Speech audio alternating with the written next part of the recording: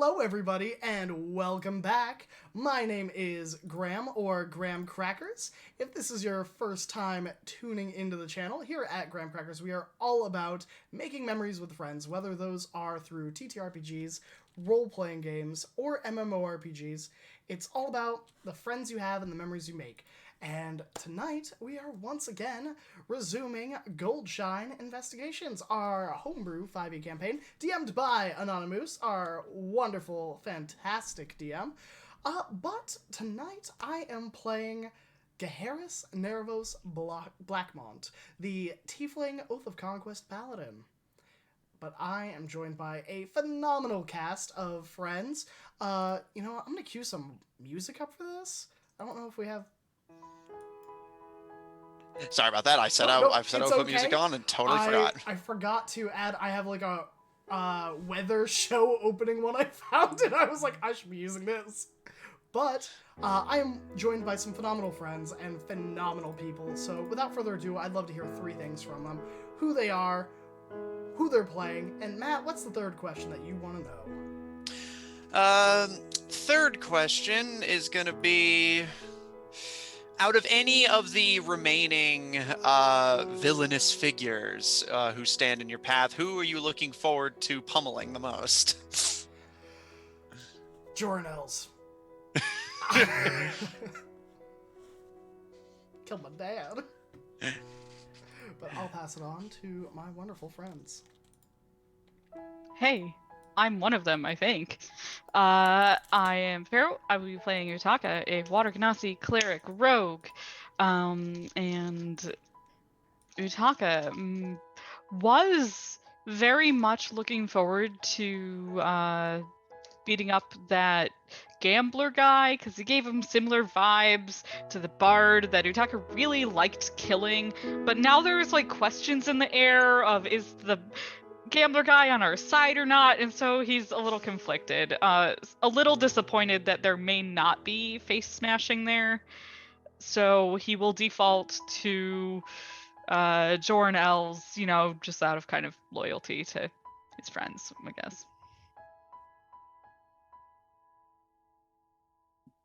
Hello everyone, it is I, Kari. I am playing Israel, the half-elf Fae Pact Warlock, and she's most looking forward to beating up this little shit. She's getting her favorite moment right now, this minute, as Samuel gets his ass handed to him by Geharis, who had just proposed to her. She's living life right now. This is ideal. Hi everybody, I'm Derek Sword. I'm playing Griaz Bramblepelt. He's a bugbear, he's a druid, he's a little bit of a rogue, he's great. Let's see, Griaz kind of already pummeled Brooke, if you want to use that verb. And they already killed Ringo. If we could bring Ringo back, maybe. But otherwise, it's whoever's doing that shit to the swamp. And I will hand it off to Jeremy. Thank you, Derek. Hello everyone, my name is Jeremy, and I have the pleasure of playing Ivron Blackmont, Hell Knight, now Lord of the Barrow and friend to these wonderful people. I, as a player, am excited to kind of see Jornels get his. But Ivron, he's not a violent guy, so I don't think he's looking forward to pummeling anybody, except for maybe I would definitely say whoever's doing this thing to the swamp. Because that's not cool, man. Without further ado, I'll pass it off to our wonderful DM, Matt. I am Matt, your DM. I will be playing everyone else, and the antagonist I'm most looking forward to seeing get pummeled is I actually am going to have to agree with Utaka's at least hesitant choice of the gambler, because I have a lot of fun plans for that encounter that I am so delighted to potentially get to use. And without further ado, are we ready to dive back in to the Goldshine Investigations? Put me in, coach. Oh, Utaka, you got a crit. Thanks, Fox. Fox, how generous. with that, when last we left on the Goldshine investigations, the party took reclusive safety in what they have now dubbed the Silver Sanctum, this ancient Second Age city, originally crafted to grant sorceress powers to those who were not born with them, now being repurposed to destroy its own creations. Utaka and Griaz travel with Dr. Tails, the former GSIA archivist and mage, to travel to the Underdark and secure some new, more potent forms that Griaz will be able to take with their druidic abilities. Utaka planning to get to have some fun getting tattooed by the Thieves Guild with another visit to the Court of Miracles. Ivron sends off letters to the Sultan of Babwa, the Empress of Amelia, and the Duchess of Underi, as well as Lady Unvile of the Bluefield Alliance, hoping to finally draft up the beginnings of an alliance between the two warring factions, in hopes that they can unite against their true enemy, the Children of Red Sight. As Ivron plans that meeting, sending off the last of their letters to the often forgotten Undarian Duchess, Israel visits Jor to gather the supplies they'll need for their expedition into the Kipling jungle to finally take out that Hydra that has a sizable bounty on its head, and potentially the lycanthrope while you're out there. However, Israel's little shopping spree and hunting trip was briefly but amusingly disrupted, as Gaheris, while checking the mail and getting updates on the current situation, discovered that Samuel had been sent by Joron personally to make absolutely certain Gaheris and Ivron were told of what was going on up in the north. Specifically, that, as predicted,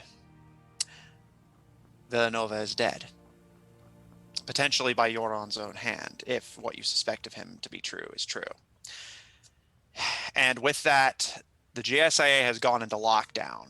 All field teams have been recalled. However, Joron has gotten special permission to exempt your field team from that, as he wants his adopted sons to return to Amelia City, regroup with the Hell Knights as they've been wanting to do since the beginning, and Joron will personally oversee their safety and information, for lack of a better term. However, before even considering following the Lord's instructions, you instead have some business to settle with the young, opinionated squire. And managing to appeal to his ego, you challenge him to a duel. And the two of you step outside, with Samuel at least believing that this is to be a duel to the death. Gaheris, as you draw your Blade of the Fearless, and Samuel twirls his crossbows. Matt, caveat, I stabbed the Sword of Nightmare in the ground and left it outside of the ring, and I'm using the silvered sword to even the playing field. Okay, noted. In that case, drawing your silvered blade with your Blade of the Fearless left behind you. I would like the both of you to roll for initiative. All right, I've been waiting for this for a long time.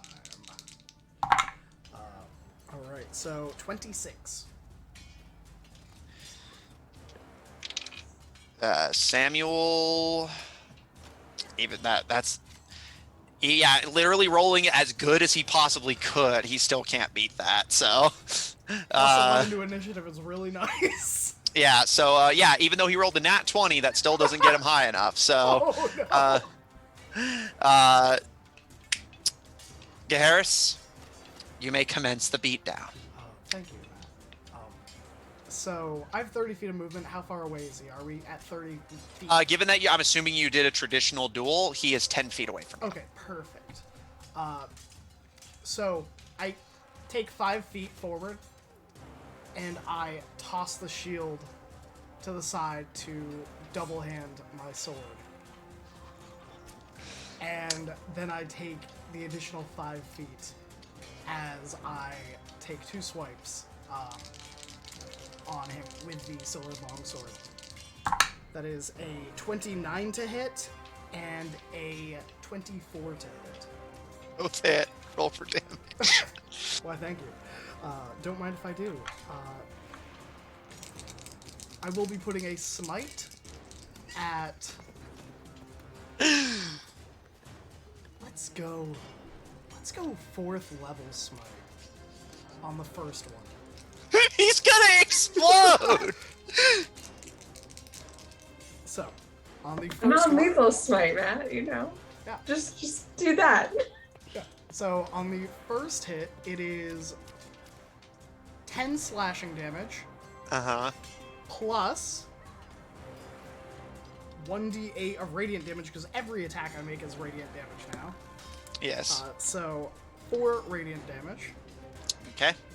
And then for the smite, it is... Man, it's been a while since I've had to smite something. Divine Smite. Yeah, 2d8, it's been a lot of roleplay lately. 2d8 plus 1d8 for every level higher, so that's 5d8 total. Okay.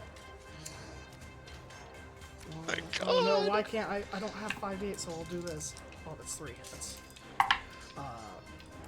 1, 3, 5. Ooh, that's not great. 9 plus 6, 15 additional radiant damage. Okay. Then on the second swing, that is 11 slashing damage plus 2 radiant damage. Okay, with that second swing and the radiant damage, you have brought Samuel down. However, it did take your second attack to finish him off. So with that, how do you want to illustrate this shameful defeat of the Squire?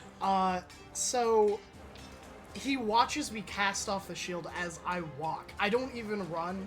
This is this growing aura of like darkness and just conquest hangs like a pallor in the air, like a cloak thrown off the bone armor that Gaheris is wearing. And the first swipe of his sword as he takes it in 2 hands, much like Ivron does, is overpowering. It slashes down, and I think that it doesn't even hit Samuel, but with the strength of the fire giant sash, the blade hits the ground, crumpling the frozen ground and the stone and the rock, and like driving a divot that is like 2 feet down. And Gaheris just turns and smiles and draws his blade, and as he draws his blade, the just innate radiant power behind it just swirls in the area, and it's like this torrent of magical energy mixed with the divine as the very world manifests my will for that one moment. And then the second swipe is just one clean swipe to shatter his crossbows as I kick him in the chest onto the ground. And I just level my blade.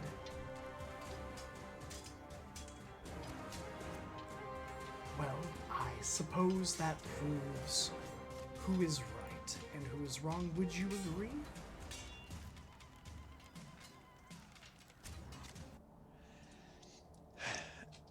Israel, as you watch this, like, quite literally shattering defeat, Samuel starts to already get, like, weak just from the, like, burst of radiant energy sapping at his strength before the second slash reduces the crossbows to just splinters, bits of metal and string. And with that kick to the chest, he's knocked to the ground, the wind knocked out of him. And Gaheris, as you hold the blade to his neck while he's on the ground, his eyes flutter and he passes out.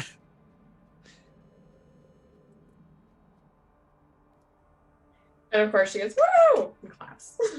Yeah, and several other denizens of Jor immediately just go up in cheers. Again, Samuel had made himself quite unpopular, and yeah, they're all immediately just cheering. And Harris, you get several pats on the back from bar goers who start making their way back to the Dwarf Run Tavern.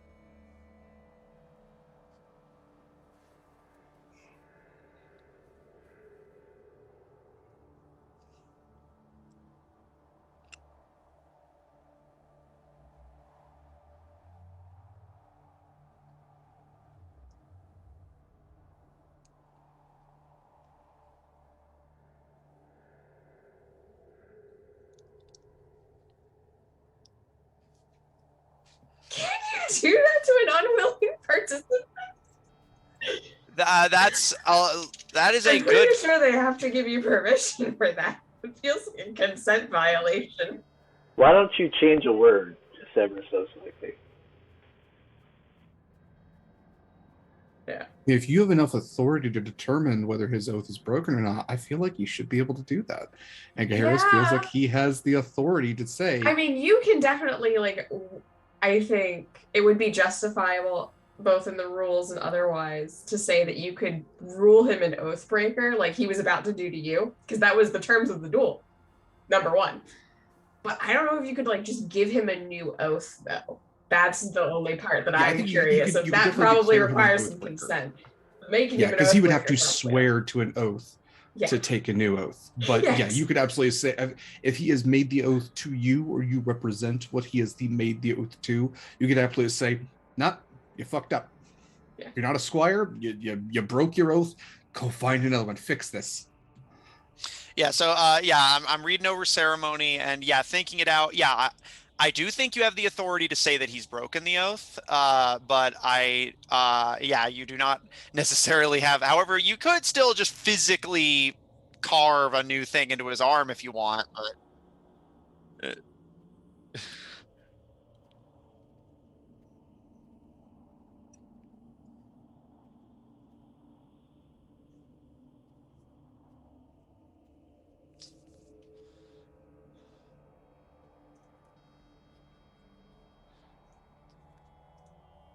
Graham, that's unwilling. Do you want to review that sentence?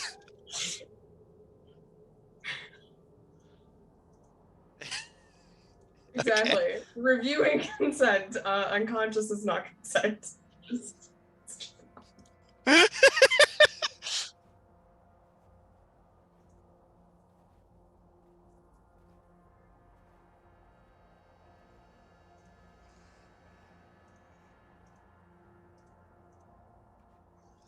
Okay.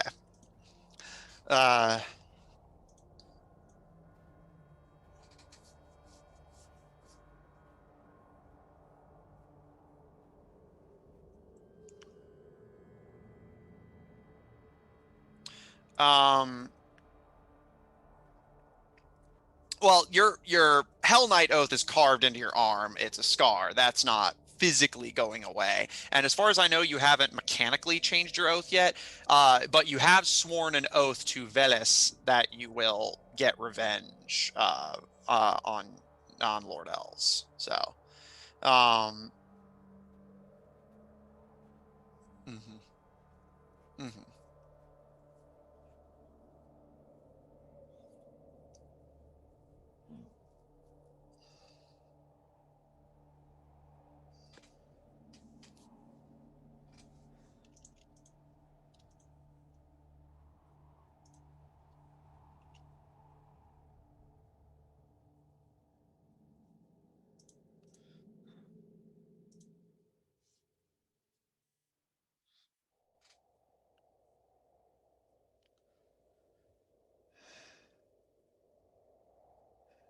He kind of looks at you from the snowy ground hesitantly, the snow fogging his breath, and there's a long moment of consideration. Make a persuasion check.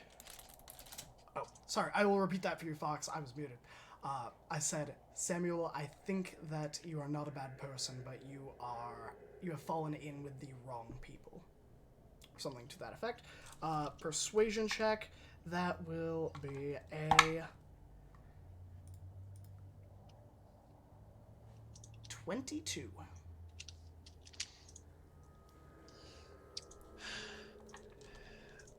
After a bit of consideration, he hesitantly reaches out his arm, the one that still has its oath carved, and takes your hand that you offered to help him up. And as he pulls himself to his feet and dusts the snow off of his pants, he's silent for a long moment before...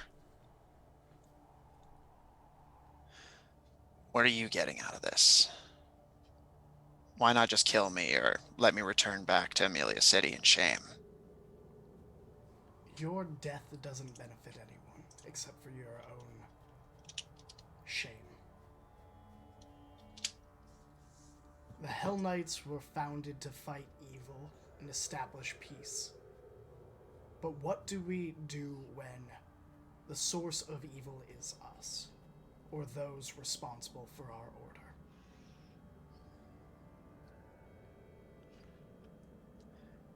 You think the traitor's one of us? I know who the traitor is. And this is at a low volume.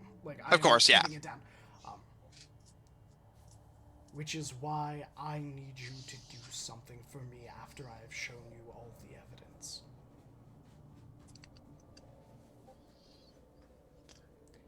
The Goldshine investigation agencies that are being recalled cannot be allowed to return to Joron.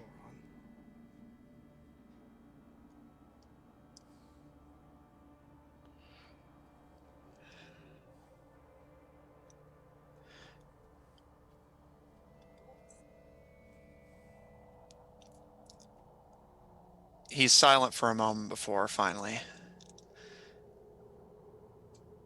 Why did you let Tenniel live?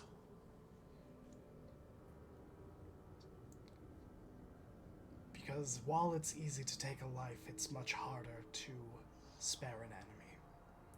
Real strength comes from the ability to let people live and make changes and grow. Because it's a risk to you, and a risk. But if you never take risks, you never grow. And that's why I spared Tenniel. And lo and behold, Tenniel has earned my respect, my admiration, my friendship.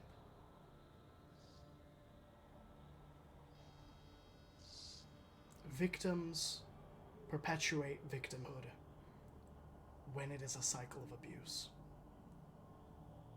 And that's what Joron Els capitalizes on, is making people victims so that they will make everyone else a victim.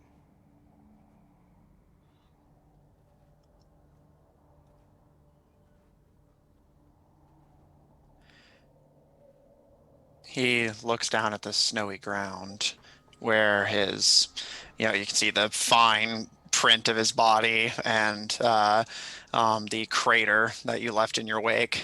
And is this why you and your brother never came back?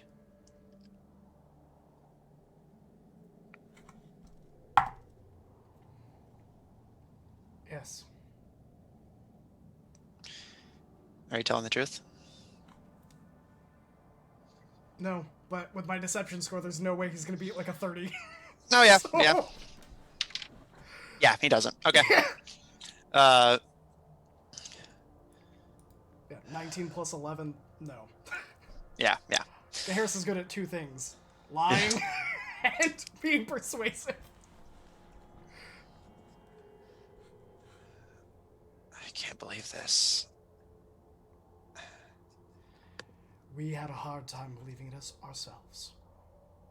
All this time, I thought following him was doing something right, trying to make the world better. Hey, everyone makes mistakes, and I'm sure your heart was in the right place. So, the only real question is, where do you go from here? how does Samuel make the world a better place from the next step on?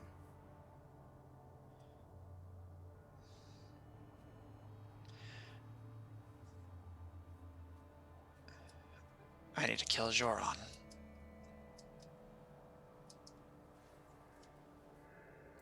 Well, welcome aboard then.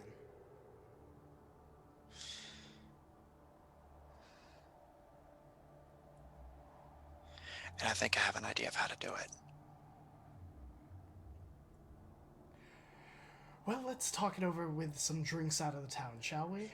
And I will wave down the bartender, like, who I'm sure, like, they're already serving drinks because they're like, hey, a fight. Yeah. And I will just lead Samuel to wherever we're meeting the hunters at that point. Okay. Yeah, which I will say, are you willing to take Samuel to the Silver Sanctum? I don't think I'm necessarily leading him to the sanctum at the moment. I think I'm waiting for Ivron and Israel and for input. Okay. Rather than making a decision myself.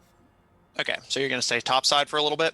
Yeah, because I'm also, going to assist with the hunt. That was part of the reason I came here. So, yeah, I'm just going to kind of post up. I'll wave down Titanus, who, did his job by, being strong and having a crossbow. And the three of us will just wait. Okay. Israel, do you have any urgent things you want to tend to, or are you content to, once Ivron returns from his business, you guys just go out and hunt some Hydra? Oh, absolutely. She's done here. During the time when they were conversing, she had shooed everyone off along their way to give them space to have their very serious conversation. But after such time, she would, of course, wave and would probably go to be on her way with finishing stuff up and meeting them probably on the edge of town. Okay.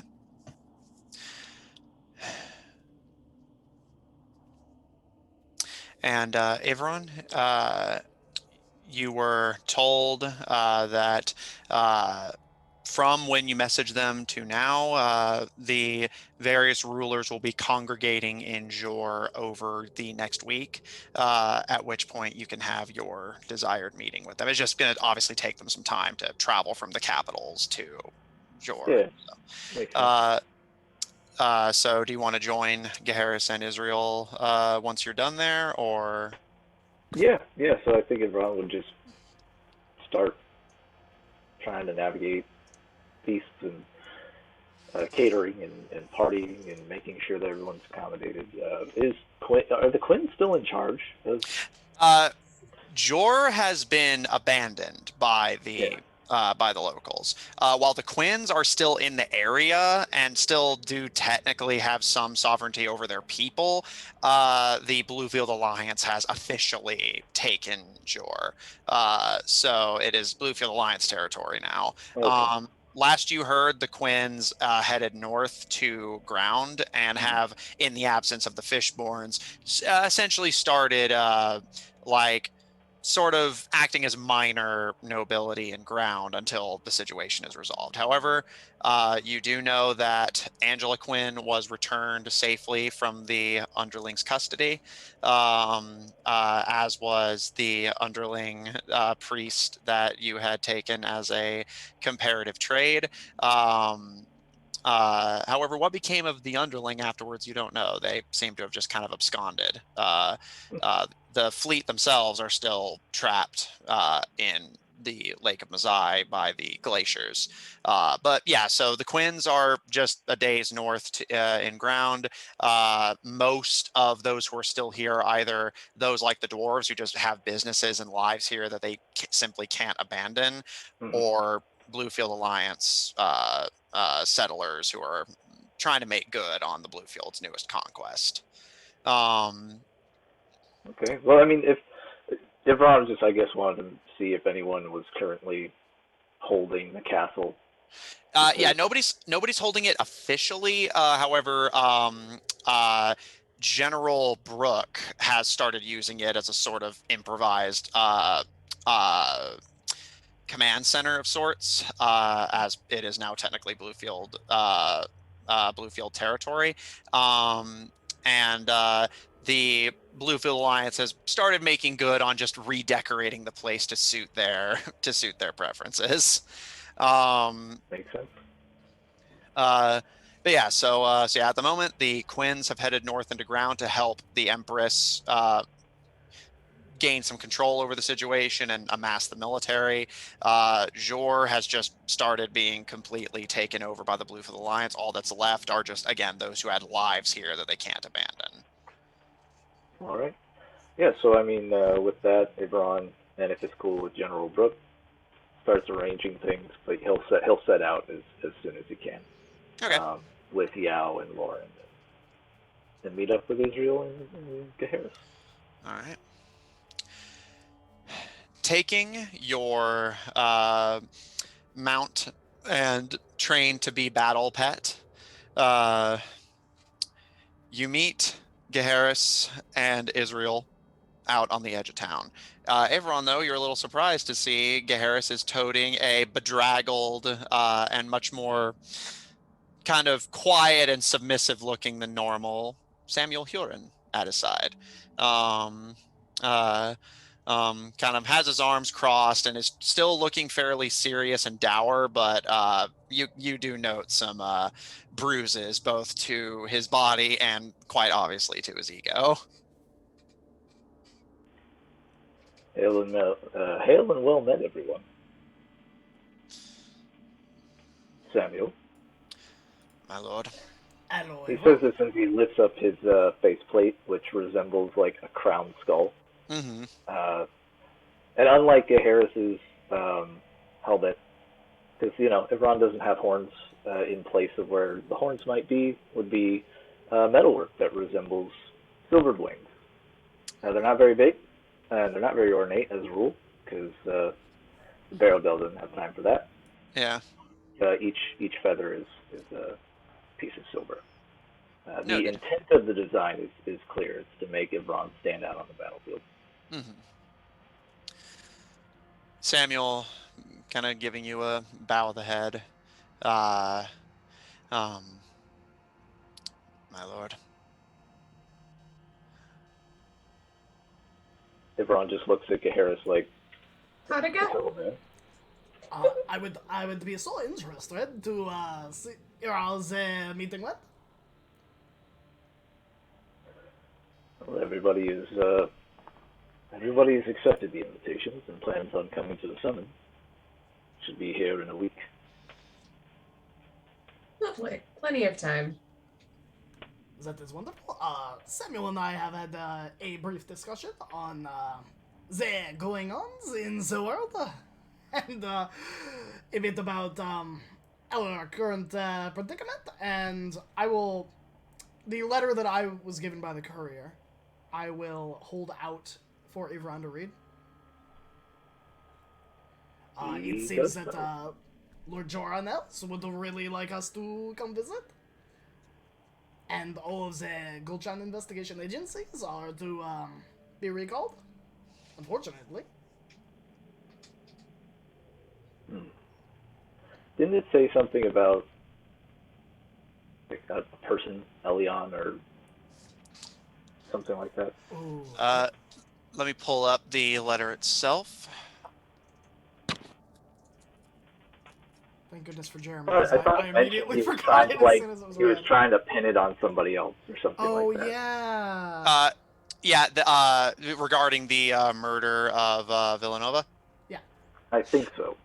They didn't give a name, but they said that a Leon Kier working for the GSIA was identified as not only the one who had sabotaged the portal to Nightmare, but apparently was also the one to murder the artist.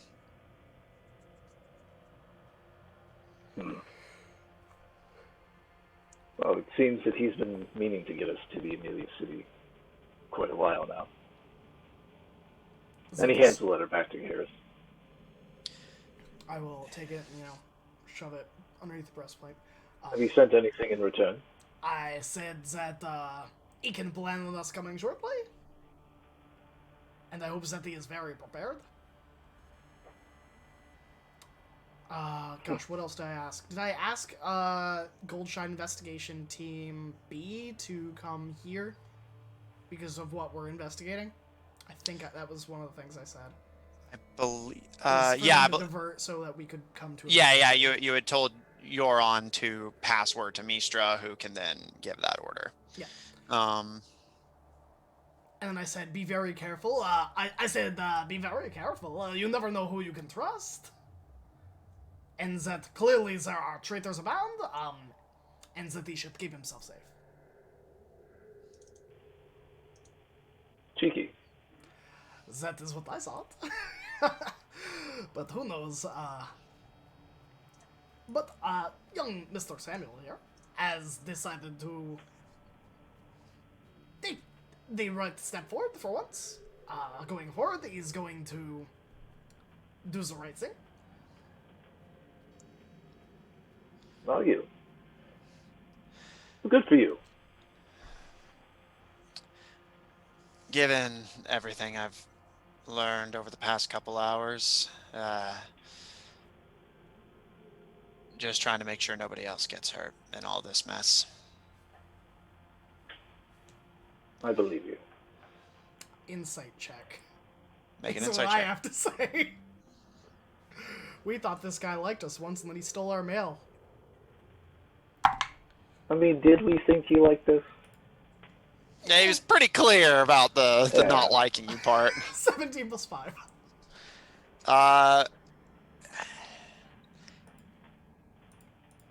He doesn't seem super confident in what he's saying, but you don't necessarily get the vibe that he's lying. You get the vibe that he just is basically like sort of playing for time until he has time to actually just sit and think about what he wants to do next. That's His fair. worldview is shattered, man. Yeah. Like, That's absolutely fair. Absolutely fair. So I think that we should provide Mr. Samuel a place at the Sanctum, and perhaps share what we have found, so that... Now, I know that I make a lot of sense, but I also know that I have a handsome mug, and a lot of people just want to believe what I have to say. So, providing some of the evidence that we have acquired may be beneficial for Samuel to make up his mind. perhaps in time, yes. But for now, and he puts his faceplate down, shall we hunt? Thought you'd ever ask. And Israel will lead the way, probably. Okay. For fun, go ahead and make me a survival check. Let's see how fast you can track down and kill this thing. How fast can we do this? Take a bardic inspiration, because your fiancé is here. We love it. We love The this. power of love! Almost like I took this class just for that. Is it a D6 It is a inspiration? D6. Oh shit, well. I'm gonna do that anyway, because I can. Alright. So, a nat 20 plus, it was 3.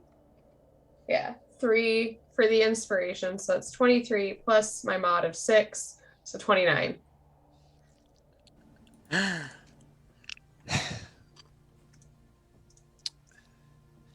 It doesn't take you long. Honestly, most of the time is just the trip in deep enough to find it and then the trip back. In total, you guys are away from Jor for a few days. But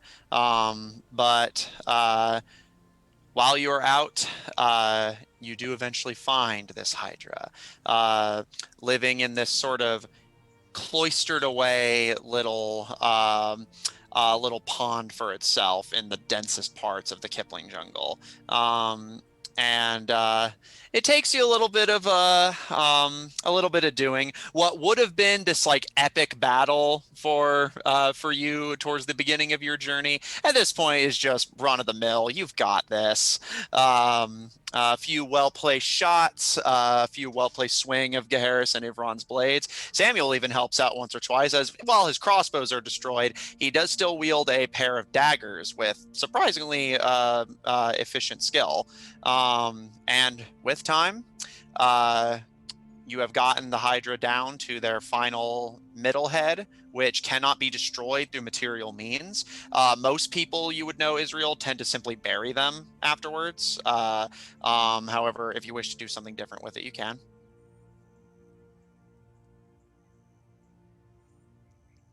Let's see. What do I have to do with this head? That would probably work. We shall see. Hydras are native to this plane of existence, correct? Yeah, hydras are just a creature that... Oh, I do have... How, oh no, that's how for big is teleport. the head? That's different. The head's fairly sizable. While this appears to be an adult hydra, so the head is I'd say about like the size of your torso. So like the size of a shield? Easily. Okay. Can't be destroyed through material means. Does that mean magical means could destroy it?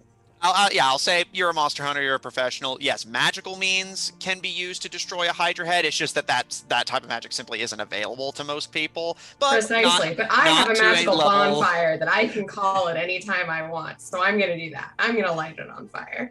All right, so you're going to burn the Hydra head to cinders? Using my Eldritch Flames, she creates a bonfire that is contained to just the head. All right, and just for flavor, any preference on which part of it you want to bring back as proof to the Bureau that you killed it to get your reward money?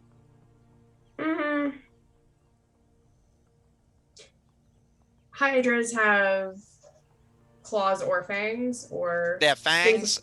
Fangs and scales would be the easiest. Yeah, so before she would fry the last head, she would definitely harvest some fangs and some scales that are clearly identifiable as Hydra. Mm-hmm. Would keep those and would they have a very distinct golden sheen, so easily done. And would burn the rest, because leaving that thing around is probably not good for the ecosystem. It's bad when it's alive, blighting the whole surroundings. Leaving it here dead's probably not any better. So. All right. And I'll say, with your nat 20 survival, you easily, you guys watch with some degree of it's not by far not the most impressive thing you've seen Israel do, but the sheer almost casualness of her actions as she bends down, forces the Hydra's jaw open. Bear in mind, the severed head is still like slithering and struggling as you force the jaw open, rip one of its fangs free, and then just light the massive golden head aflame. And it gives a final sets of as the heat shrinks and eats away at it until nothing but ash remains. You're marrying that, you lucky dog. What can I say? I know how to choose them, I suppose. You truly do. What about That's you? the When are we option. going to get you married?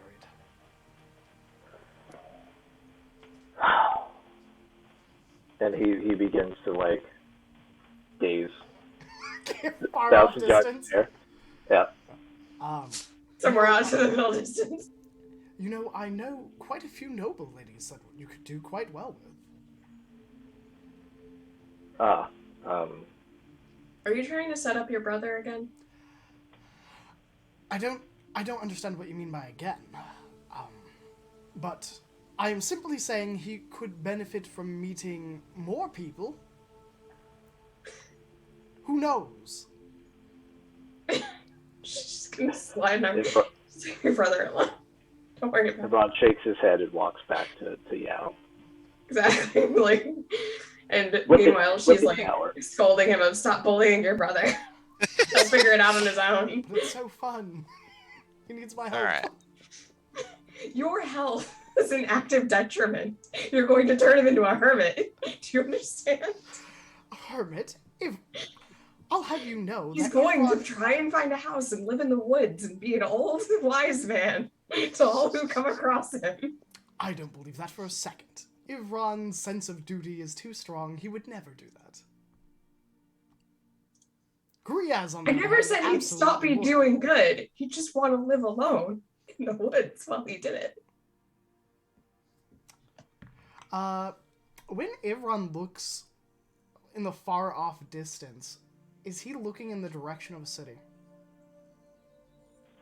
Yeah, why not? Okay. Gaharis doesn't say anything, but, alright, I suppose I won't bully him any longer. For today, at least. Good on you. And she takes that as a win. A small win. Yeah, you know what? Close And they're enough. gonna leave. Telepathically to Naden, I just go, it's up to you for the rest of the day. It's up to you. Yes, master. Oh my god. I don't know. I don't want to know what a nightmare horse is going to try to do. We wait until Ivron is, like, in a house and just, like, looks out the side, and Naden's just staring back in every window of every house Ivron goes to.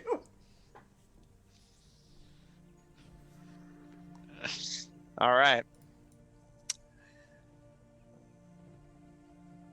You start making your way back to Jor.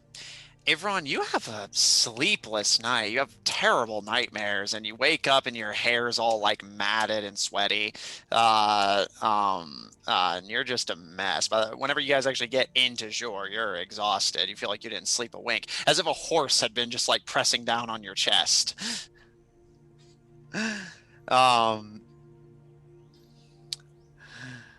It's the weight of my broken heart. And the weight of your solemn vows, you know? I don't know. Yeah. That sounds about right. It's a lot of burdens for poor front of hair. Yeah, a lot of burdens, your romantic pursuits, your sins, your brother's horse. You know, it's been several days since we've seen Griaz or Otaka. Do you happen to know where they went? I thought you did. Oh, Oh, I was given this thing. The stone. oh yes. Hello. In the usual Ivron fashion, was sends one word. Hey, it's Utaka. You know that. I gave you the stone. Great to hear from you. You know, you can say like 25 words, and that's it. And then you get a sending a moment later. So like, I'm doing this as a favor to you, really. Like, what did you want? What's up? I could keep talking for a while, actually. I'm doing okay. We're visiting reptiles. The ominous pause. Where?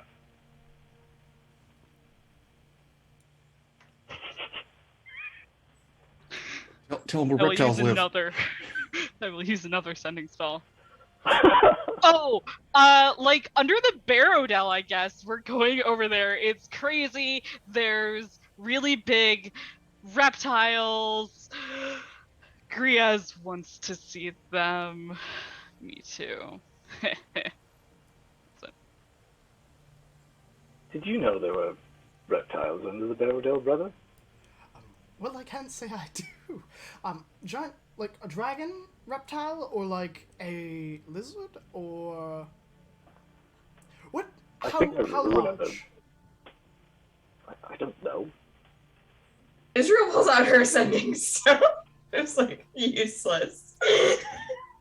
And she is going to step slightly away and go, Utaka, please give us the details of what kind of reptile exactly you're hunting and your estimated time when you'll be back. Thanks. And it sounds like Israel. She does not choose to announce herself in any way. Oh shit, where's that? Here. Well, Tail's gonna bring us back, so guess the big ones are like 15 feet tall, tons of teeth, huge legs. I don't know.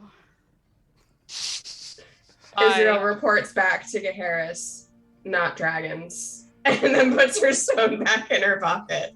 Then I pull out my stone. Hi, Utaka. Is Griaz there? Can you tell him that we all miss him and that we're sorry we can't talk to him like this, like we do with you. We killed a Hydra. Also, come back soon for dragon hatching. I don't understand how this thing works. I don't either. Sometimes I pick up rocks on the ground and I hope they just go somewhere. Israel just looks at both of them. It's like, no. Matt, does Gaharis or Vron know about the dinosaurs? Make me a history check. I'll give you advantage. And in fact, I'll give you so much advantage that you get a d6 of Bardic Inspiration. Gosh, you know, I probably should have flavored Bardic Inspiration, but I think it's just pranks. I think pranks Gaharis are my Bardic Inspiration. Gaharis just like got an excited look like, oh, remember that story from that one time the dad told us? And it just sparks the recollection. Seems like something Dad would tell us. Yeah. Yeah, so history with advantage and add a d6. All right. What is it, Ron? History. It all started long ago. That is a 23. And what was the other roll? Like, again, just for flavor. The other roll was 14, and then with advantage it's 23. Okay. Both of you recall being told stories by your father that, most places can say that there is an underdark civilization below them. Typically, it comes in the form of dark elves, the occasional goblin, although that's much rarer to find. However, the Baradel was actually somewhat unique.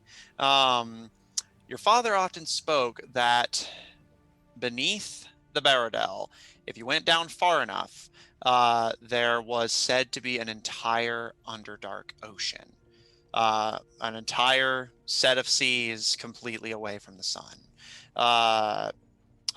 which the denizens of the Underdark fittingly refer to as the Unsun Sea. And the Baradel was precariously positioned above the Unsun Sea, what would be the equivalent in the Underdark to just open water. But the Baradel happened to precariously sit upon a set of old dwarfen ruins, which, if you followed them all the way down, connected to an island in the Unsun Sea that the Saurian, the lizard folk who lived there, refer to it as the Isle of Nublada, where these great dragons lived in harmony with their scaly brethren.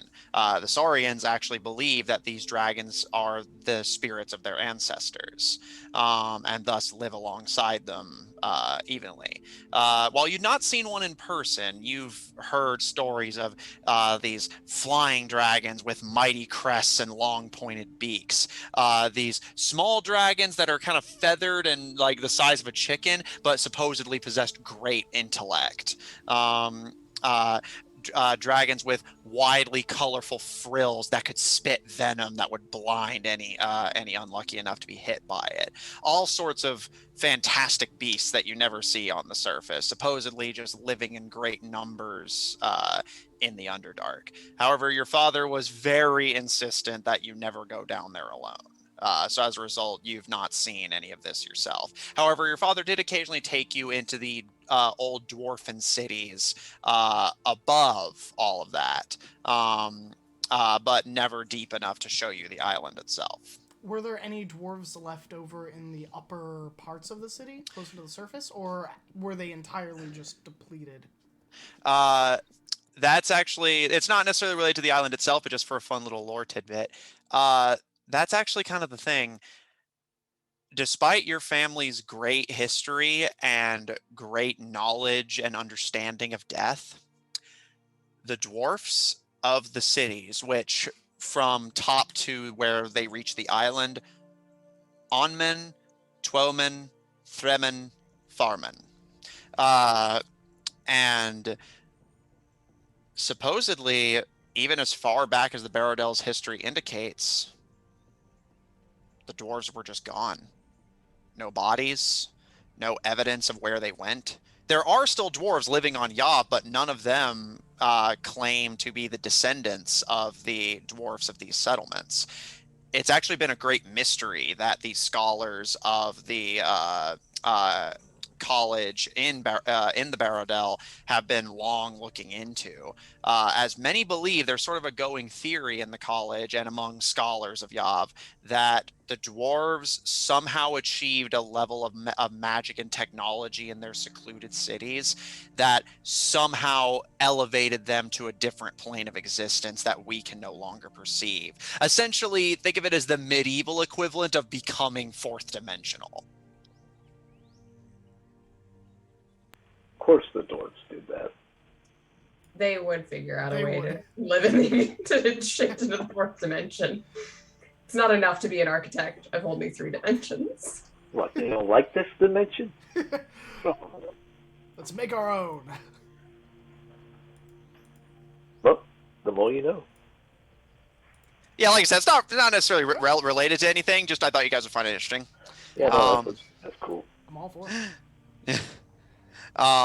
But yeah, so yeah, occasionally scholars of the Crypt College and other scholars from around Yavv would come to the Barodel to investigate the dwarf cities below them, but none have ever made any progress beyond simply the theory that they somehow elevated themselves to a higher plane, which would explain why there's no bodies, but that doesn't explain why there's no information on what they were doing and where they went. It's as if they were simply there one day and gone the next. Did I get a reply from Pharaoh? Or from Utaka? I don't know, y'all keep talking. Sorry. You didn't give me a chance to. Sorry. I don't even remember what you said, to be frank. I said, I miss Griaz. Tell him that we miss, or tell him hi, and we're sorry that we can't cast the spell to him. And when are you coming back? You don't want to miss the dragon hatching. Hey, Griaz. Harris says, like, he misses you, and... Bruce Wait. Yeah, he's really nice right now. Hmm. Is it just because he's talking to you through me? Like, he never talks... Did he say he also missed you? Because if not, that's real shitty. No, he really fucking didn't. Like, that's what I Huh. don't get. Like, he just used, like, his whole time talking to me to talk about how much he likes and misses you. Huh. Okay. Kind of an asshole. Yeah. Well, I mean, maybe he just assumes that you're his favorite. No. And you know that. No. I do not, in fact, know that. Okay. In fact, I know that's not it. Well, don't let him ruin our giant Well, 'cause there's, Saurian like, expedition. Israel and Ivron, so obviously I'm not the favorite. And then he's talking to me, and he's just like, "Oh yeah, tell Griaz I miss him." Yeah, but Israel's like his, romantic interest, and Avron's a sibling. So I thought, like, after that, like, he doesn't have to say Yeah, no, it. then Like, it's doesn't just be talk explicit. to Griaz for me, I guess. All right. Well, I don't take it personal. Yeah, it's fine. It is fine. Hey, we're looking at dinosaurs. Yeah. Yeah. Let's go. Speaking of, while obviously I'm not going to force you to do grand scale coverage for all of it, I will give you a sort of overview of what you're dealing with. I know the people in the stream won't be able to see this, but here I'll actually send a map of the island, just for funsies. the two of you are taken by Tails to the Underdark Isle of Nublada, where Saurians live in these small, sequestered swampland homes, and generally just live in as much harmony as you can with carnivorous aviary reptiles. And the two of you just kind of start going on a little pilgrimage around the island. You explore the Clapjaw Desert to the south of the island, where these massive quadrupedal herbivores go on these wide roaming herds to just find every scrap of plant life they can. You follow the rivers. You head to the great peak that scales all the way from the bottom of the cavern to the top of it, where pteranodons and quetzalcoatluses and dimorphodons flock in great numbers. You explore the coast of the Unsun Sea, where you get a great number of plesiosaurs in your little druid Pokedex. And just I like to imagine that this is just like we are montaging this with the Eyewitness theme song. Do do do do do do do. It's just like Gria's and talk, just like pointing, like yeah. You while the three of them hunt a Hydra, you guys just basically being warped around, courtesy of Tails, just get to go on your own little adventure. They went on a safari tour. Basically, yeah. Could we bring Barry with us? And what would she have to say? Barry actually seems quite delighted, not the least of which is the fact that Barry is able to find another colony of giant ants on the island. And basically just... you imagine it's likely Ninkalim kind of stepping in a little bit, but the ants actually don't react with hostility, and you see Barry kind of just meshes in with them, and you almost lose track of them for a little bit before they reemerge. But what does she say? Barry's voice, we finally get to hear it. Yeah, that is true. I did promise Barry's voice. From my newly awakened giant ant. I'm waiting for this voice to be like, He had a scary Barry. Okay. After you give a couple hours for them to play around with the giant ants, have a little play date with others of their own kind for a little bit. Barry kind of scuttles back up to you, and so we're ready to keep moving?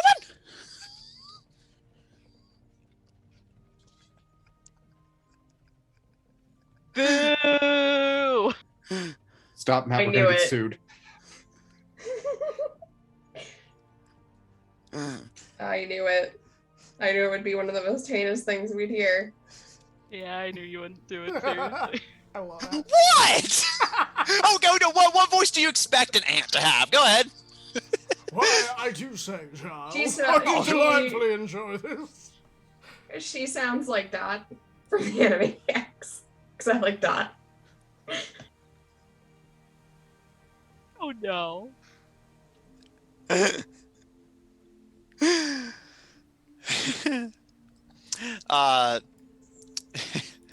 With Barry, who turns out to be quite the chatterbox, in tow.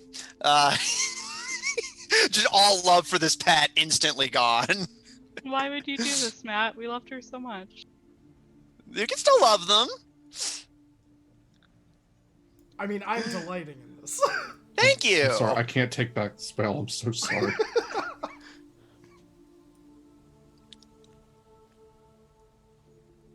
You know, it's funny because Maybe you could give her voice lessons. it's funny because in my notes I basically said either Mickey Mouse or I'm a little gangster ant. See?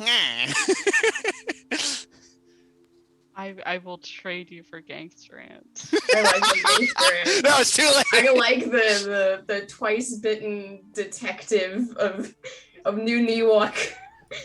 Gangsta and Hey, I'm from Vermin Hollow here. See, no, that's great. That's flavor.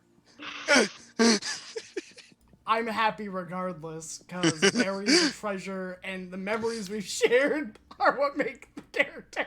Thank you. Sorry, I can't hold. Long Island Berry. Yeah, my vote is for Long Island Berry, though. That is my vote. All right, fine. I'll give him the gangster accent. Fine. I mean, you could probably combine the two, if you really wanted to. Oh, hi! I'm from Robin Hollow here. See? No. No. Anyway, the two of you with awakened ant in tow explore a good majority of the Isle of Niblata. While you don't necessarily get to see all of the sites, as you know, you're only at least initially are only down here for a few days. Although you obviously are free to come back if you wish. And Griez, you are able to bear witness to quite a few interesting beasts that you can add to your repertoire. I will say I can't think of any notable exceptions that are in the monster manual, so I think pretty much the monster manual of dinosaurs has you covered. So you're able to bear witness to all the great dragons. I was gonna say I got a list of them, so you know. There's the Allosaurus, Ankylosaurus, Brontosaurus, Clawfoot, Deinonychus, Dimetrodons, Fastiates, Hadrosaurus, Plesiosaurus, which might be one I don't see, but that's fine. Pteranodons, Quetzalcoatlus, Stegosaurus, Triceratops, Tyrannosaurus Rex, and the Velociraptor. So yeah, most of those do live on the island. So yeah,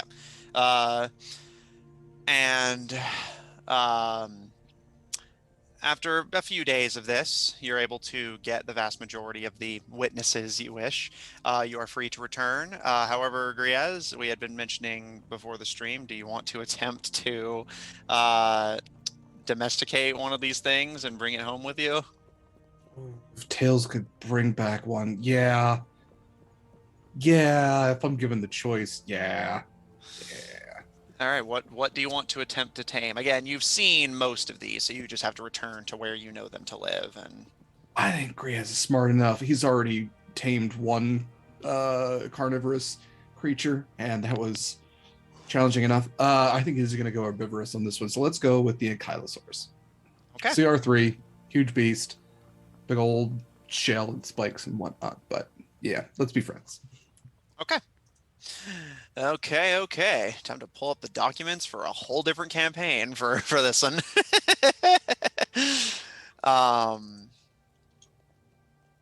Okay. Roll me an animal handling check. Barry in the background. So I was saying to her, See regaling the teeth on that Utaka one, with more what than- they were doing with the giant ant colony.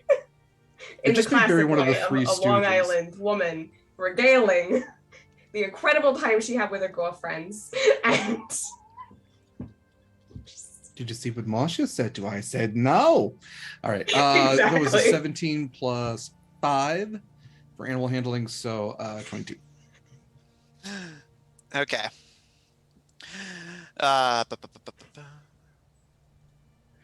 Okay.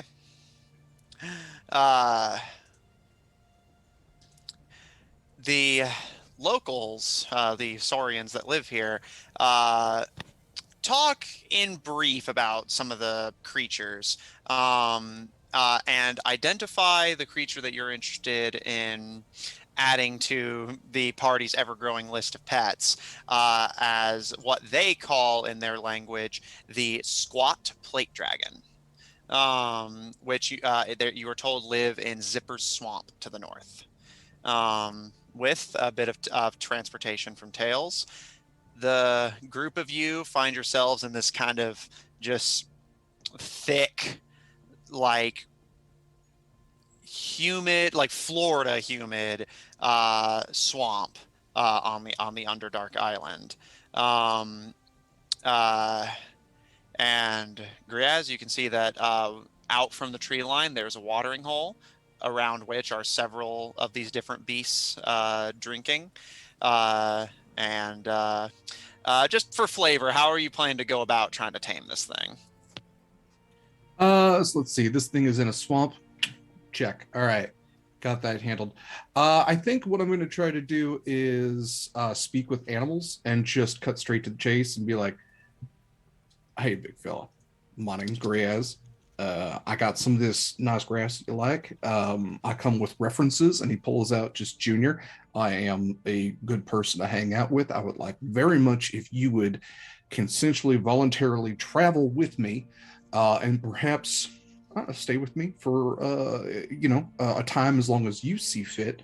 At which point, whenever you feel comfortable to return to your natural habitat, I will ensure that you do so.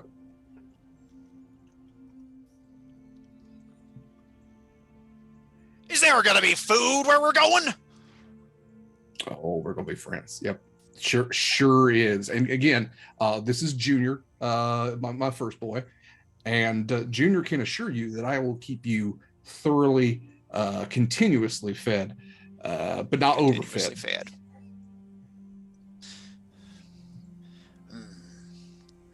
I like the cut of your jib, General.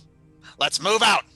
And the Ankylosaurus kind of with a broad, kind of intimidating shrug of its shoulders, kind of shoulder checks one of the Ankylosauruses next to him and starts turning around to face you, and just starts to kind of G.I. Joe mech. and starts to just amble their way towards the trees, not waiting for directions from you, just heading off into the trees, assuming you're going some which way. Yeah, I'll just kind of like run up. Hey, also, would it be cool if I ride you?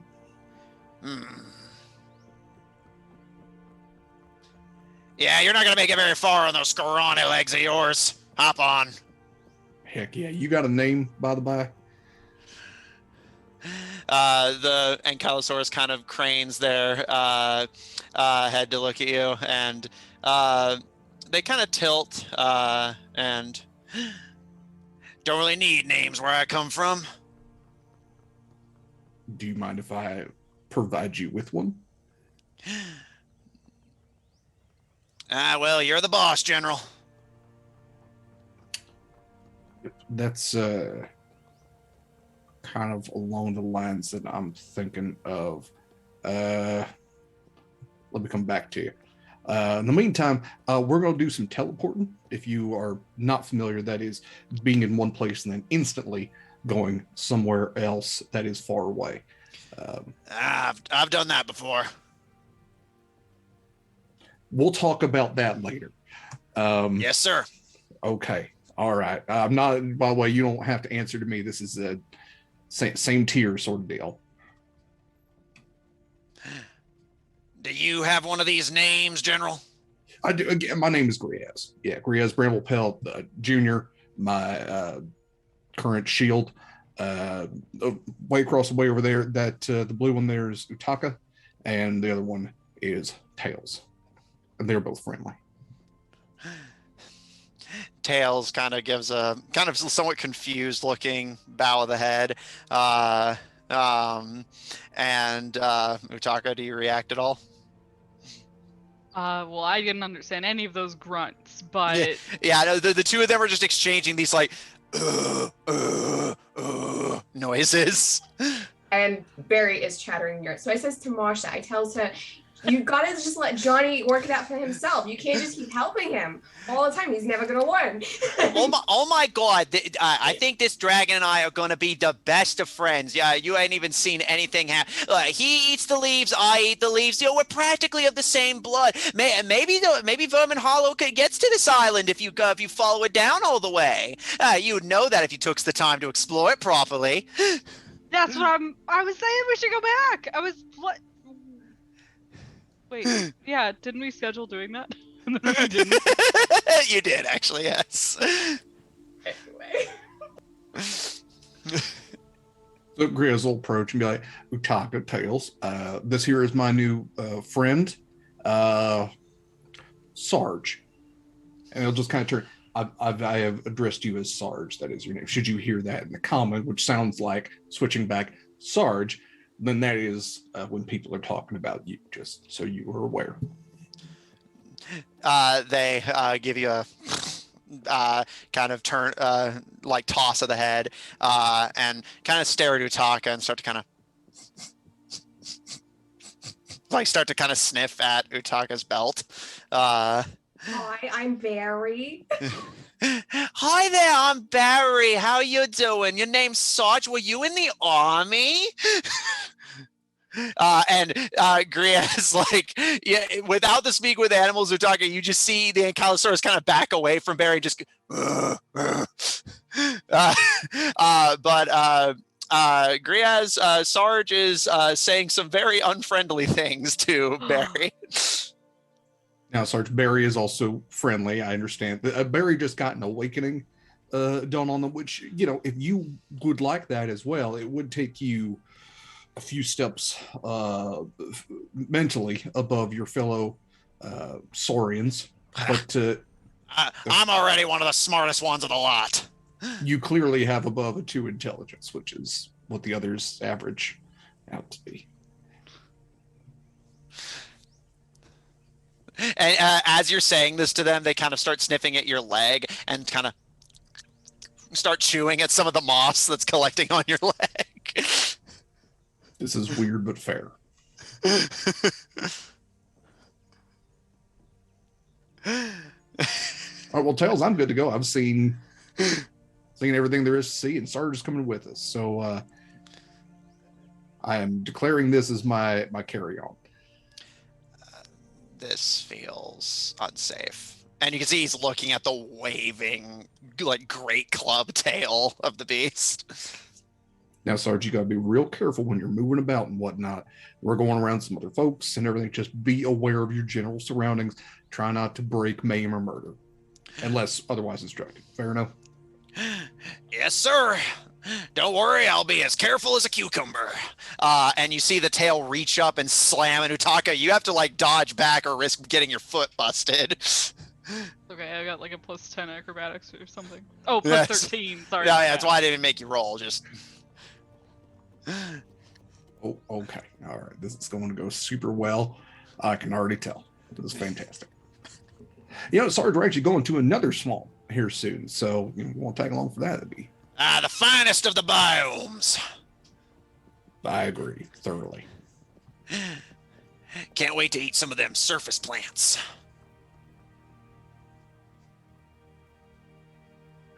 You know, I'll be the first of my kind in hundreds of years to eat surface plants. Yeah, again, don't let me forget to address how you teleported before, because I really want to hone in on that story at some point. Just it's quite the tale, Mr. Griaz, I'll tell you what. Oh, all right then. Pets!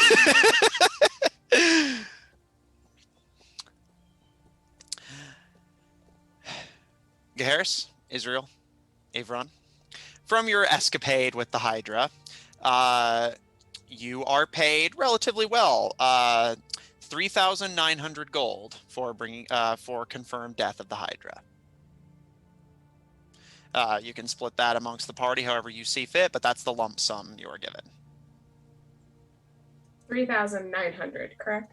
Yes. Okay.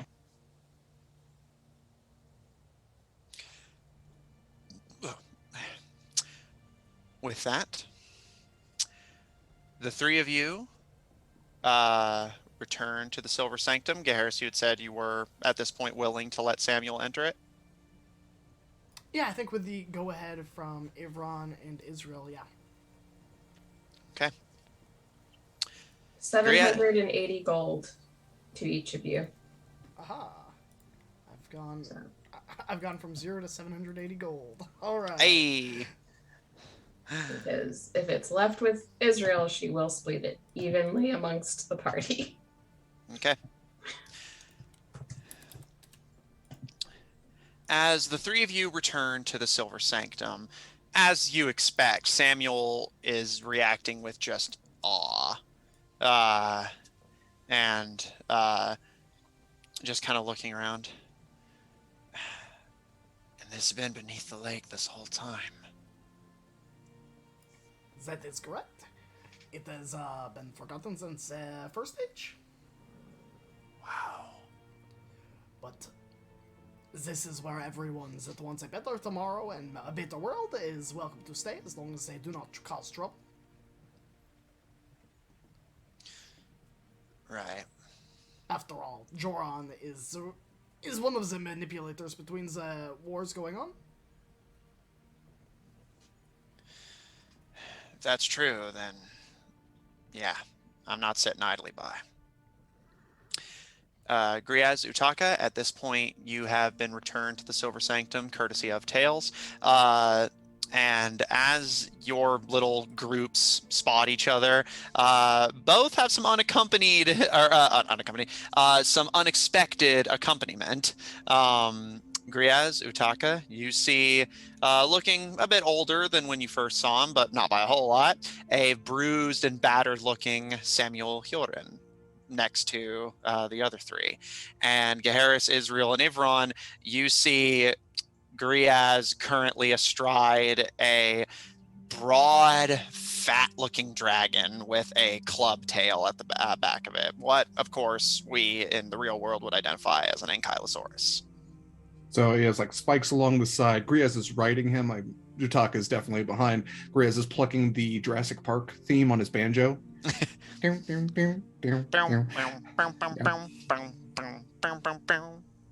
they look like they had a great time. Maybe they're both wearing like little dinosaur-shaped like hats with like, you know, t-shirts and everything. Like, we had a great time. You found an injured man. Ours is better. Well, he wasn't injured when we found him.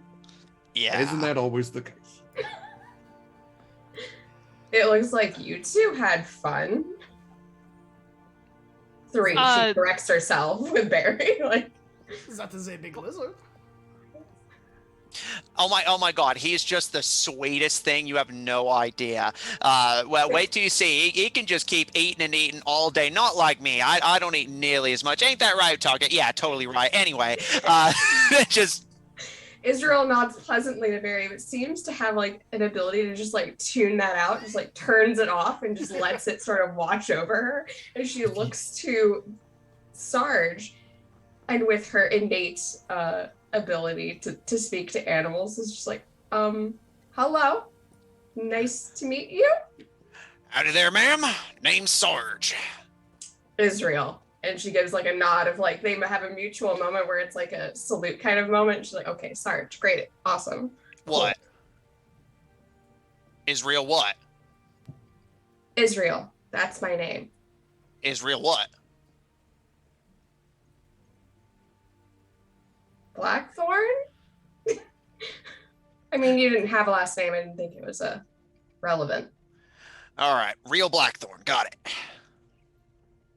Sure. Okay. Nice to meet you. And then she just looks back to Griaz. So, no, you know what? Never mind. And she's just not gonna inquire further, and she'll look to Samuel. So, did you want to see more of the stuff? Like the evidence, information. Yeah, that is okay. And she's just gonna like take him, because he's gonna need comprehend languages probably cast on him in order to read it. And she's gonna take him over to go look at the stuff. Okay. I will join, at least for a little bit, and then I think I'll leave and round up everyone.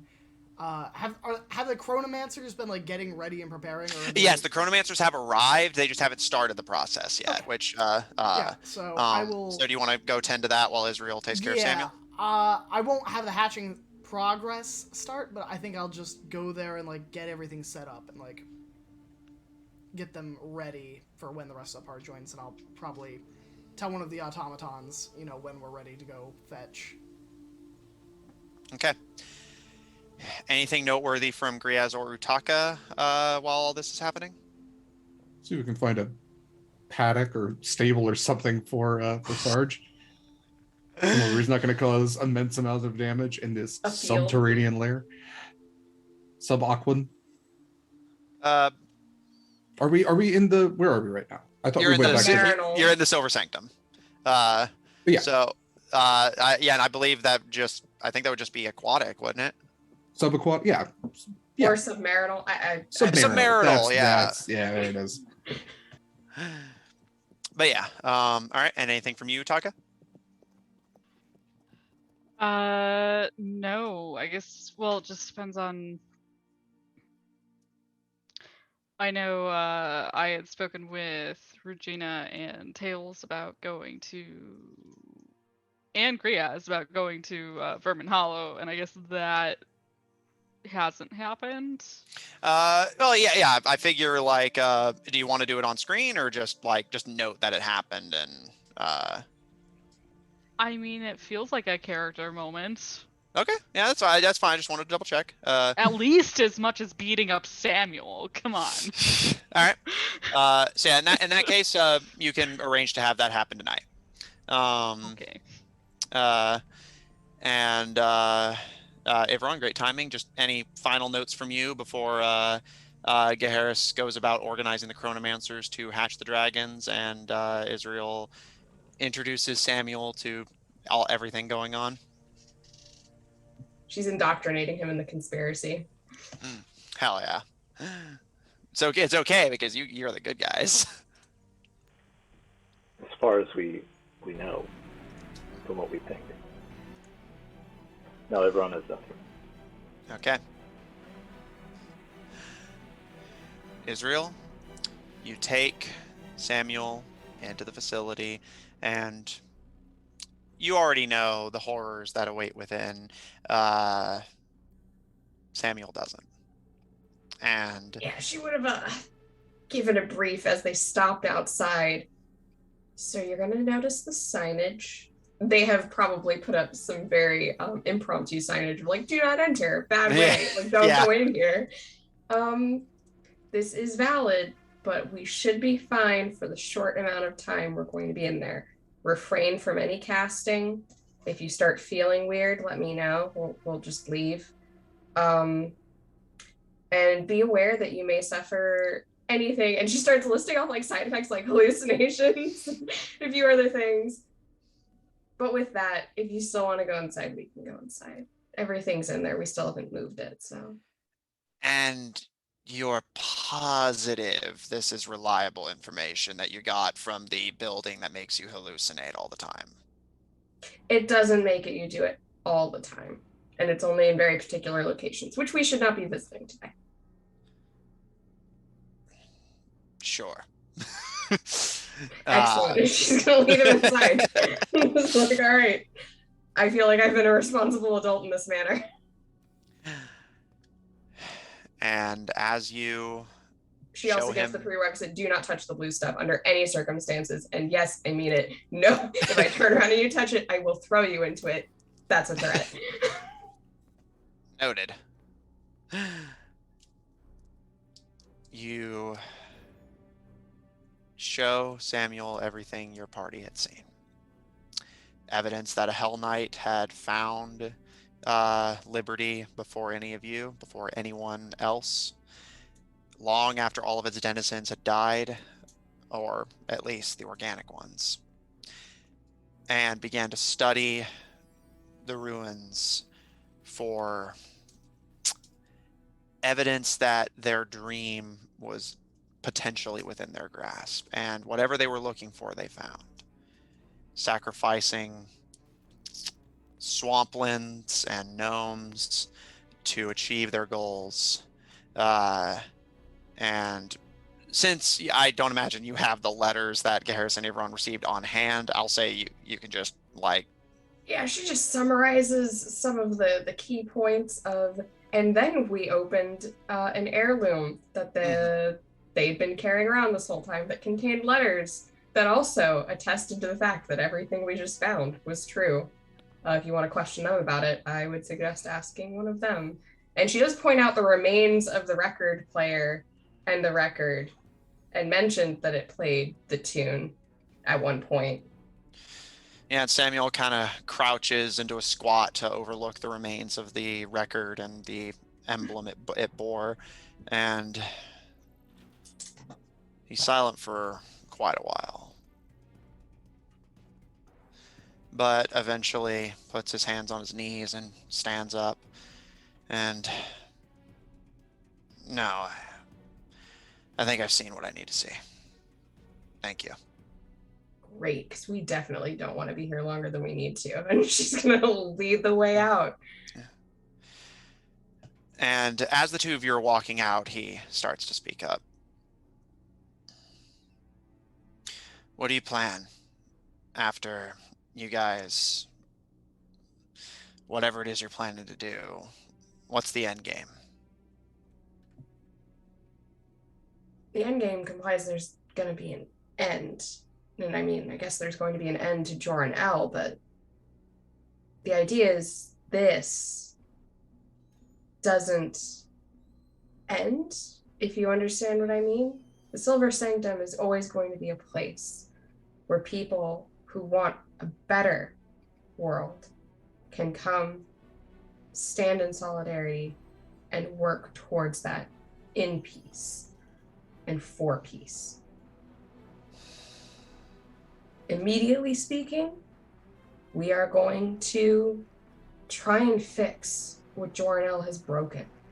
Those swamps that you saw, that he sacrificed and drained and ruined, that caused an entire city of people to move down here. So we're going to fix that. We're going to confront Lord Joran L. We're going to stop whatever his further machinations are. He and his red sight goons that he's made that still wish to stand with him. And then hopefully leave the world better than he was trying to make it. Does that satisfy you? Yeah. Oh, and at some point I'm going to get married. It adds that important fact. So that's going to happen. Congratulations. Yeah.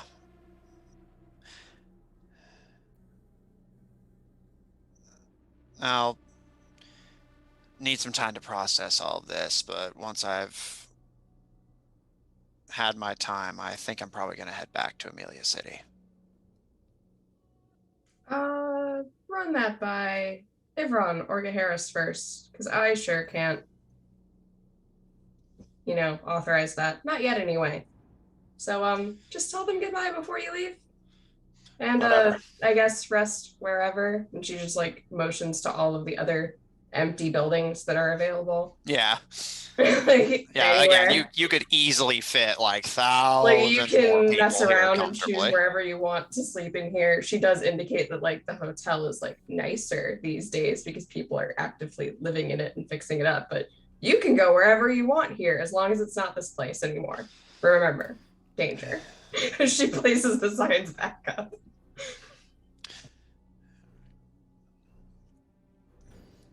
Gaharis, you meet with the Chronomancers.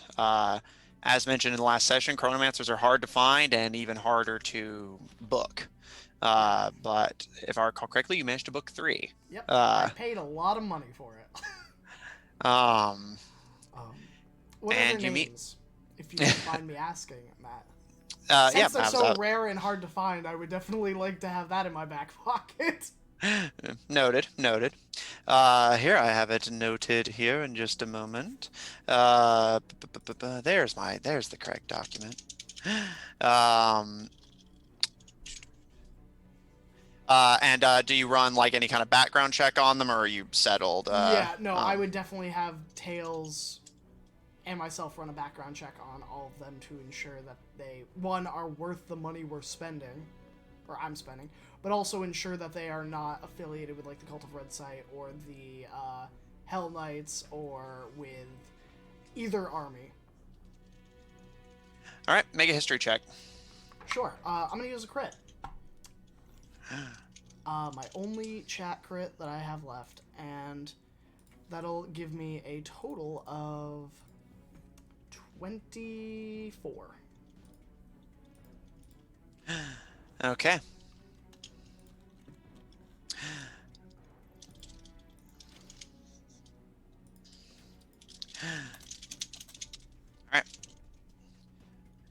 chronomancers you managed to find, innate chronomancy, as there are, of course, spells that can modulate the flow of time. However, few can do it with the precision of a born chronomancer. However, you would also know, just as a given, that most magics like this tend to run in the family. Typically, if your father is a chronomancer, there is at least a chance you will inherit it. However, because chronomancy was already relatively rare even when this age began, and their services and powers obviously make them common targets of assassination or indoctrination, you tracked down the living children of one of the largest families of living chronomancers, the Sweet family. Are they a good family that is reputable, or? I was going to say, with your history check, you know that while they do have a reputation for, like performing reliable chronomancy, and in fact, they've actually split the sort of practice amongst themselves to ensure that no one of them becomes the most innately powerful. Given that they are chronomancers, having that sort of innate sense of the future gives them some perspective on these sorts of things. However, the one thing you do hear that does at least make you hesitate is that time is by nature a very neutral force. As a result, the Sweet family will work for anyone who can afford them, which sometimes means less than legitimate people. However, their loyalty only goes as far as their predictions do not imply that this is a bad idea, and the money is legitimate so that they can eat and stuff. Of course. These three chronomancers are some of the few that are still alive today. Most of the living chronomancers tend to be very reclusive. If they work for anyone, they tend to be very suspicious and insular. And the only other living chronomancer that you know of was the Turner family in Yav. However, you know that the last living Turner was an infamous warlord, and you're not sure if you would trust someone with that kind of mindset for this kind of delicate work. The Sweets do have a tendency to sometimes work for less scrupulous buyers, but their work is known to be precise, reliable, and generally well-intentioned. Excellent. So I guess once they arrive, knowing that these are one of the last bits of chronomancers, as we're kind of setting things up and going about introductions, hello, my name is Gaiaris. It is so nice to meet all of you. The three of them give you a bow. You see the oldest of the daughters, Belladonna Sweet, is a kind of older-looking woman, appearing to be of some sort of Eastern descent.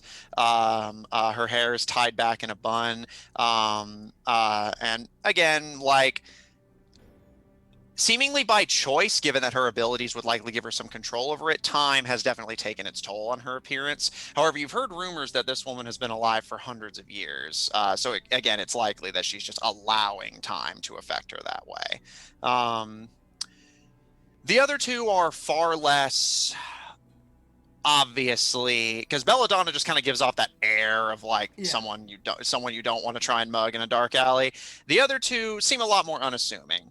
The next oldest of the sisters, Taylor Sweet, has her head completely shaved. Again, they're relatives, so they all appear to be of similar descent. However, Taylor is a lot visibly paler. Her eyes are this kind of gleaming color that looks very unnatural, but she is donned in a fine suit. With her hands in her pockets and kind of looking around with a lot less of the kind of awe that you've come to expect from outsiders seeing the Silver Sanctum. So it kind of carries herself with the "I've seen this all before" kind of vibe. And finally, the younger brother of the two, Qatar Sweet. A young boy with glasses, kind of wild, curly, dark hair. His demeanor is kind of awkward, almost Melvinish, and it's kind of like quiet bookishness.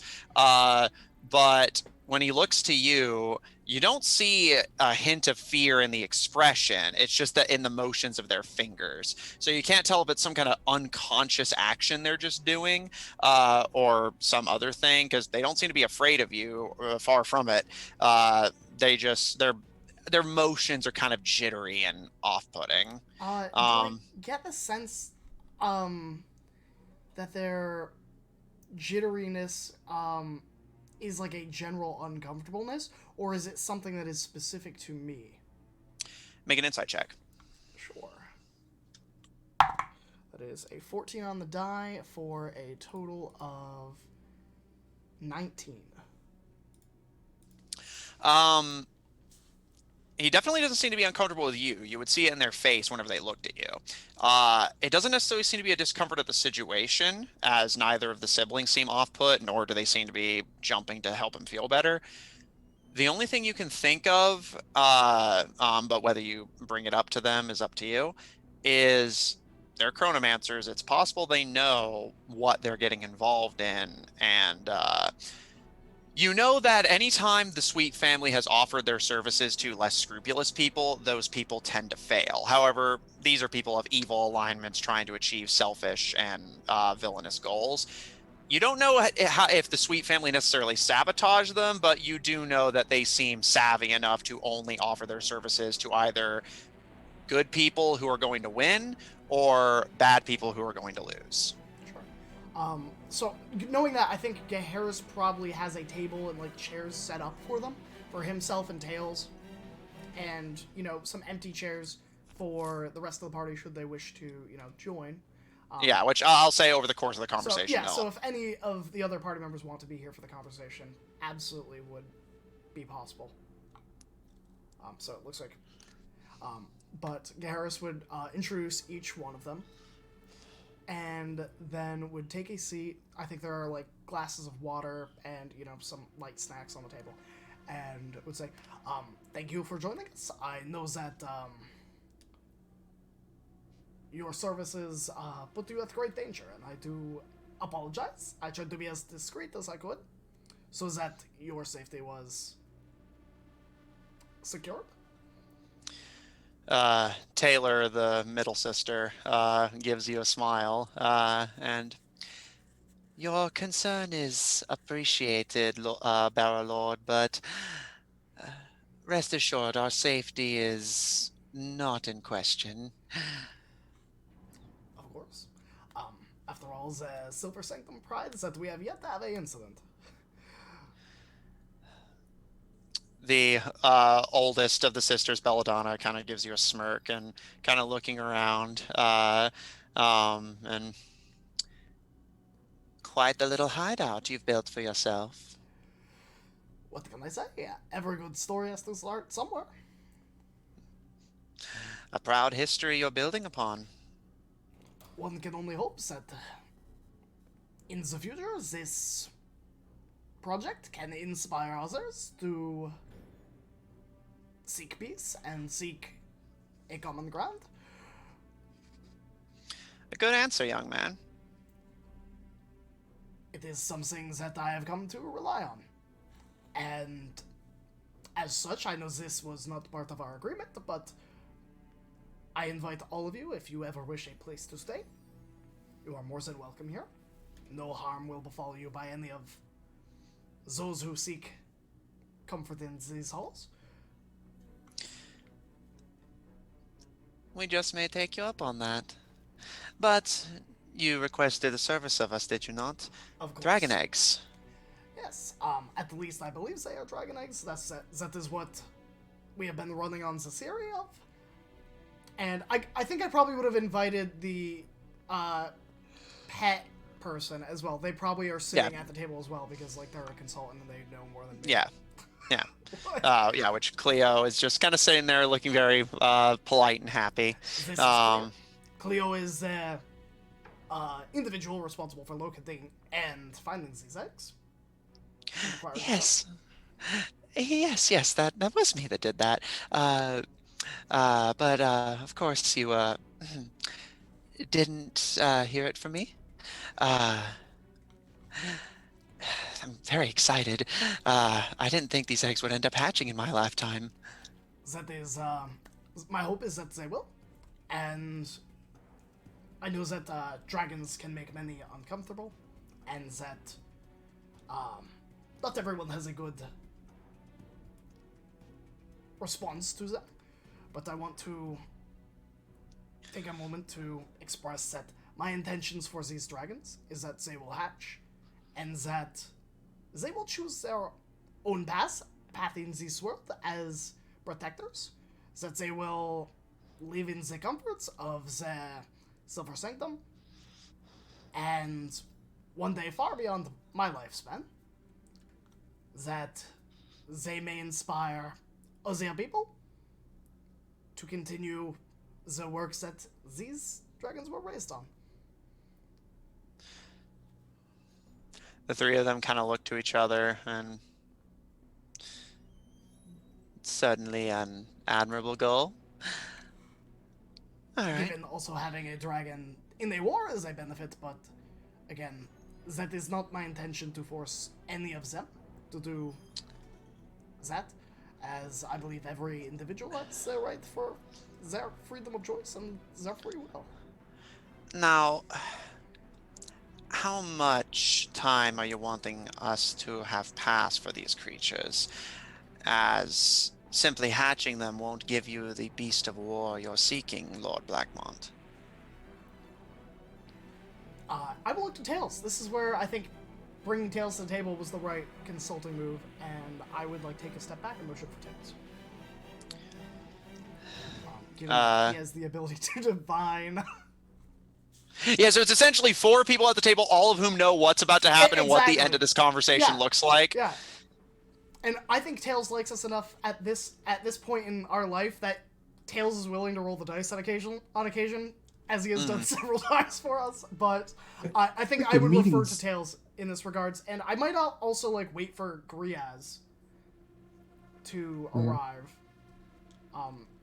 and Israel, who would have more knowledge of the natural lifespan of a dragon, or how long it takes them to grow. I feel like these meetings have to be so short. It's just everybody going, so we're done here, right? Okay. Yeah, we already know. Everyone shut up? Great, okay. This could have been an email. Actually, less so. We knew what we were all going to say. Yes? You knew I was going to say that. Cool. But the thing is, if they don't have the conversation, then how could they have viewed it? Exactly. Yeah. So they're all just so bored. They're like, Yeah, so this is the part where I say blah, blah, blah, blah, blah, blah, and and then I say blah, blah, blah, blah, blah, blah. Yeah. Say the thing, Jeff, stop stalling. We're just talking at the same time. All right, everybody say your thing all at the same time. Let's just get this over with, and we're good. Okay. Tails engages the dedicated chronomancers in deep conversation. And Gaharis, after a while, it's already starting to fly way over your head. They said Arcana, and I said, is that a bagel? Yeah.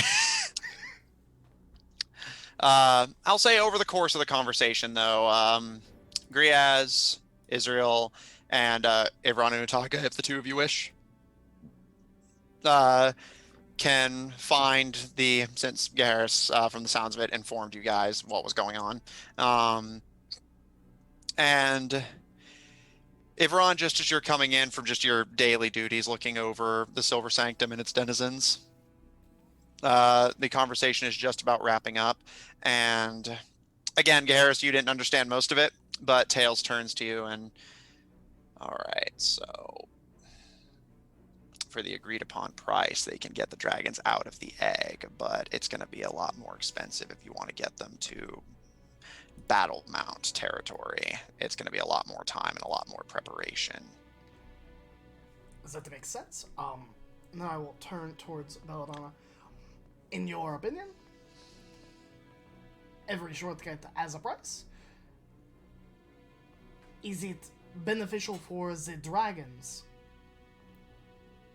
for myself and my companions, to skip the crucial years and engagements and activities that we would have shared with them?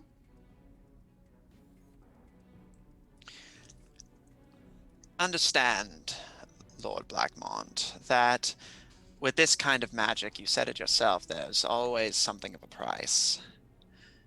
My siblings and I can ensure that the dragons physically grow, but we cannot say the same of their minds. If you wish to have right here and now a dragon that can carry you into battle, that is something we can provide if you have the coin. But understand that from the dragon's perspective, and she looks to the eggs that are sitting in the furnaces around the room, it will have been potentially upwards of 1,000 years locked in place, watching the world fly by without them. It's not an easy burden. There's a reason there's so few of us. That is entirely fair. I think just simply hatching them is enough. I would never wish for them to suffer in that manner. So, I believe that having them simply here would bolster morale and would also perhaps be a good omen of things to come. Not to mention, a hatchling is still stronger than most people give them credit for. At the very least, you won't have to deal with petty burglaries. Oh yes, they are rather quite good at fending off burglars. Also quite good at getting rid of your entire front door in the process. That is absolutely true. Is there anything else you need from us? The three look to each other, and I do not believe so, aside from our pay, of course. Of course. And I think I paid that up front last session. I've already... Yeah. And I think I actually paid extra. Yeah, you did, Yeah, to basically ensure... Yeah, so I will give the coin over. I will let them count it. I think it's probably set into individual, like, smaller pouches in, like, sets of platinum. Mm-hmm. So yeah, and you notice a moment of Belladonna simply holding up the pouch, and the brother, who at this point hasn't spoken at all, looks over it. You notice the brother is dressed in this kind of simultaneously ahead of its time, yet out of date looking tweed. Yeah, very much like medieval hipster garb. Yes. Like a leather cap, again, like wide glasses, this kind of tweed and polyester material jacket. But they kind of glance at the bag and then look back to you, Harrison, stare at you for a long moment. And you notice their eyes look kind of cloudy, almost like they have cataracts. But then eventually he finally speaks up. Every coin is there. We check and find all of them. That is wonderful. As I said, as part of no negotiation, this is just a gift. You may stay here at your leisure at any time. If you choose to stay, surely we would benefit, but that is your choice again. But outside of that... We may stay for a time, but whenever someone else calls for our services, we'll likely be heading out that way. I will look to Ivron and then the rest, and I will pull out... Thank goodness we killed this Hydra, right? I will pull out 500 gold and push it across the table. For your discreetness, we have many enemies, but also I would like to hire you for as long as I can, as retainers, for our city, so that you do not need to serve those you find of ill repute. If you require more, I will no doubt come into larger sums at a further point, and I will happily continue to fund. Make a persuasion check. Sure. I'd like to... Let's see. Do I have an inspiration? Let me look. If I don't have an inspiration, that's... No, I don't. Okay. If Ron puts down another 1,000, would that assist his persuasion? Absolutely. All right. So you have advantage. Okay.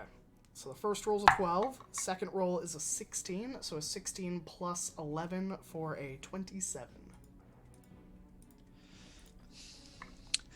You can see initially they seem a little uncertain, but Gare is almost surprising you just as much. Ivron puts down 1,000 gold on the table, and the three sweet siblings look to it, and there's a moment of consideration before. Well, I'm sold. And I will admit, you make a attractive case, Barrow Lord. Barrow Lords, I should say.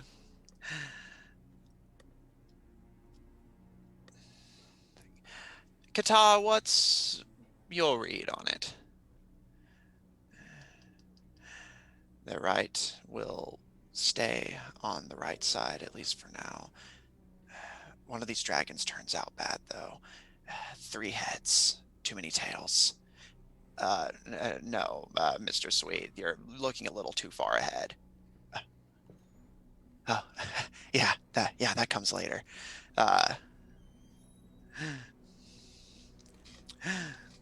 On the topic of the one with Sriet, is it that it is bad as in malevolent or ill intent, or is it bad just that there was a deformity or a magical abnormality?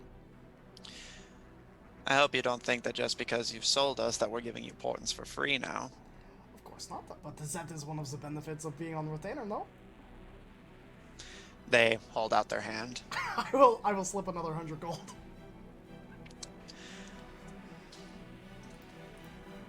One sec, gotta shift the music.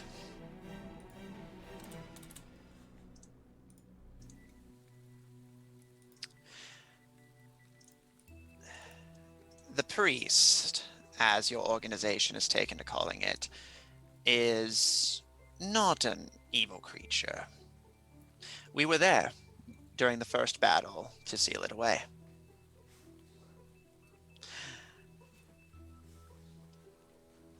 The children of Red Sight and their leader, in testing whether they could give these sorts of abilities, accidentally created one that was a touch too difficult to control. The dragon was naturally born deformed. Whether that had any sway over it getting the abilities it did is not particularly important. What is important is what it can do.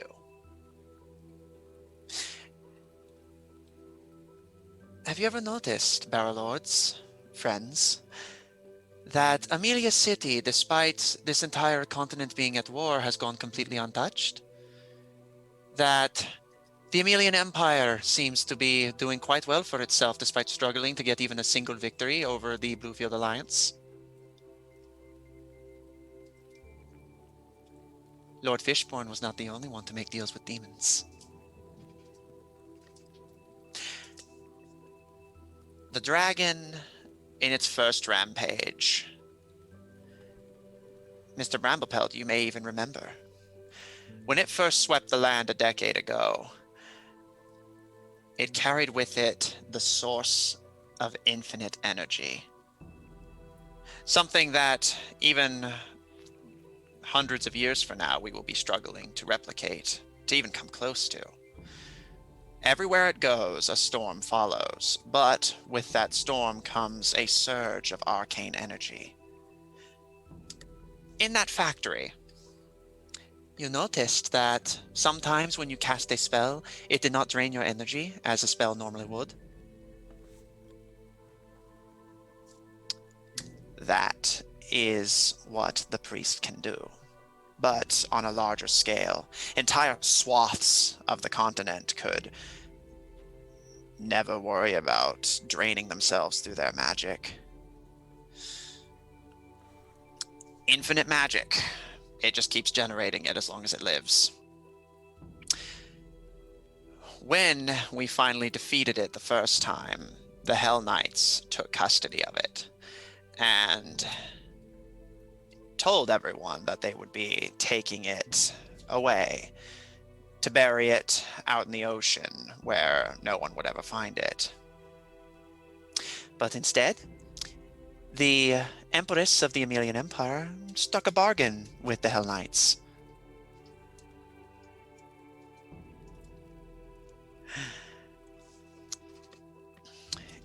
In exchange for unwavering support of the Hell Knights and their creed, the Emelian Empire would reap the benefits of the priest, just as all of you have with your previous captures.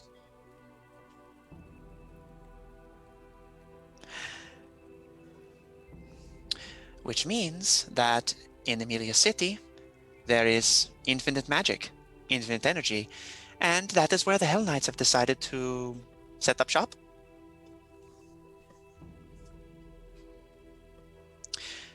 And the priest is still alive down there, tied down in the darkness, but fighting for its freedom every chance it gets. And eventually the Hell Knights are going to lose their grip on it. That was something that we believed was already about to happen. Is the dragon that comes out wrong, is that the spawn of the priest? And Ivron, what were you going to say? Oh, Ivron was going to ask, and what will happen when the Hell Knights lose their grip? Answering to Harris first. That was just my brother taking a bit to realign his senses. He's still rather new to this practice. Do I get the sense that she's lying? Make an insight check. 12 plus 17 total. She seems like she's being honest. Just her brother seems kind of, and you think that would explain why he seems kind of jittery.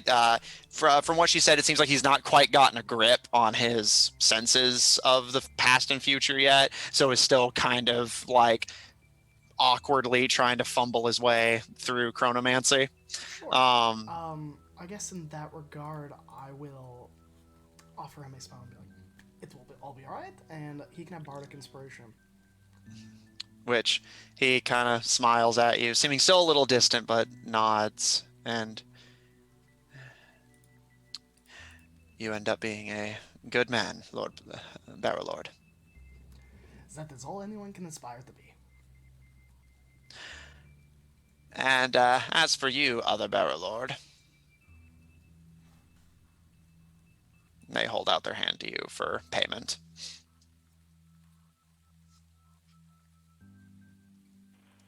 He is, what have we been giving him, 100 gold? Yeah, 100 per, yeah, guaranteed portent. Yeah, so he'll give it 100. I suppose lose control is a bit misleading. The Children of Redside intend to release the priest deliberately, and the man you're after will pin the blame on the cult, despite them not actually being directly at fault for this one. While they did create the priest, that was over a decade ago, and none of its current membership had anything to do with it.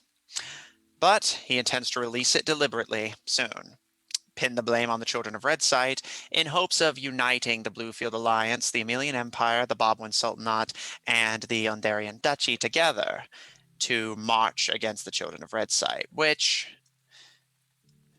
the ultimate proof of that his goals are just. After all, if an entire continent of settlers and oppressed natives can come together and overcome a shared enemy, then why does that principle not apply to the rest of the world? Ron nods in appreciation.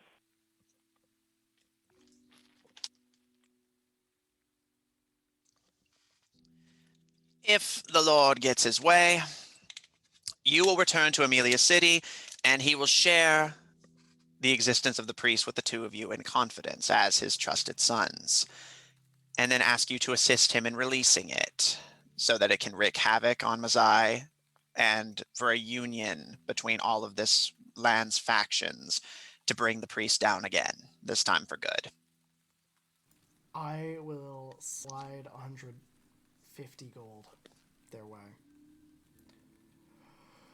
What happens if we stab it with Joran's Bane? The creature. Yes, it is a creature of magic. Nope. The two of them look to Qatar, who looks up in the air, and it works, but it's too big. By the time the effects take hold, it will have already destroyed much of Veilbright. It will guarantee its death, but only in time. And in that time, it will be panicking, laying waste, cities destroyed, mountains toppled. I appreciate insight on that. As that More like was my foresight. fear. That was my fear. But I'm glad because it allows us to prepare worst case scenario. I have no further questions. Israel, Graz, Udaka.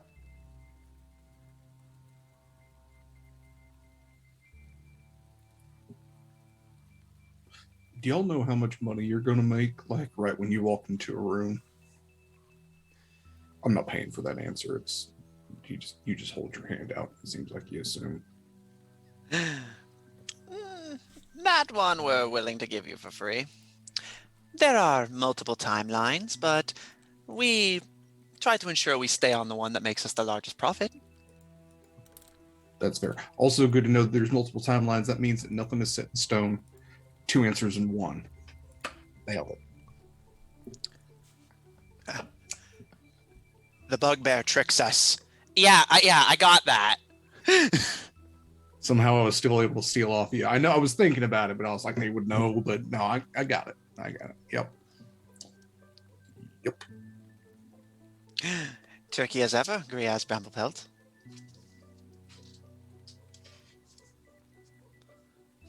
Matt, totally off-topic question, but I was going through my inventory. I know Gaharis gave me the adamant dagger, the insta-kill dagger.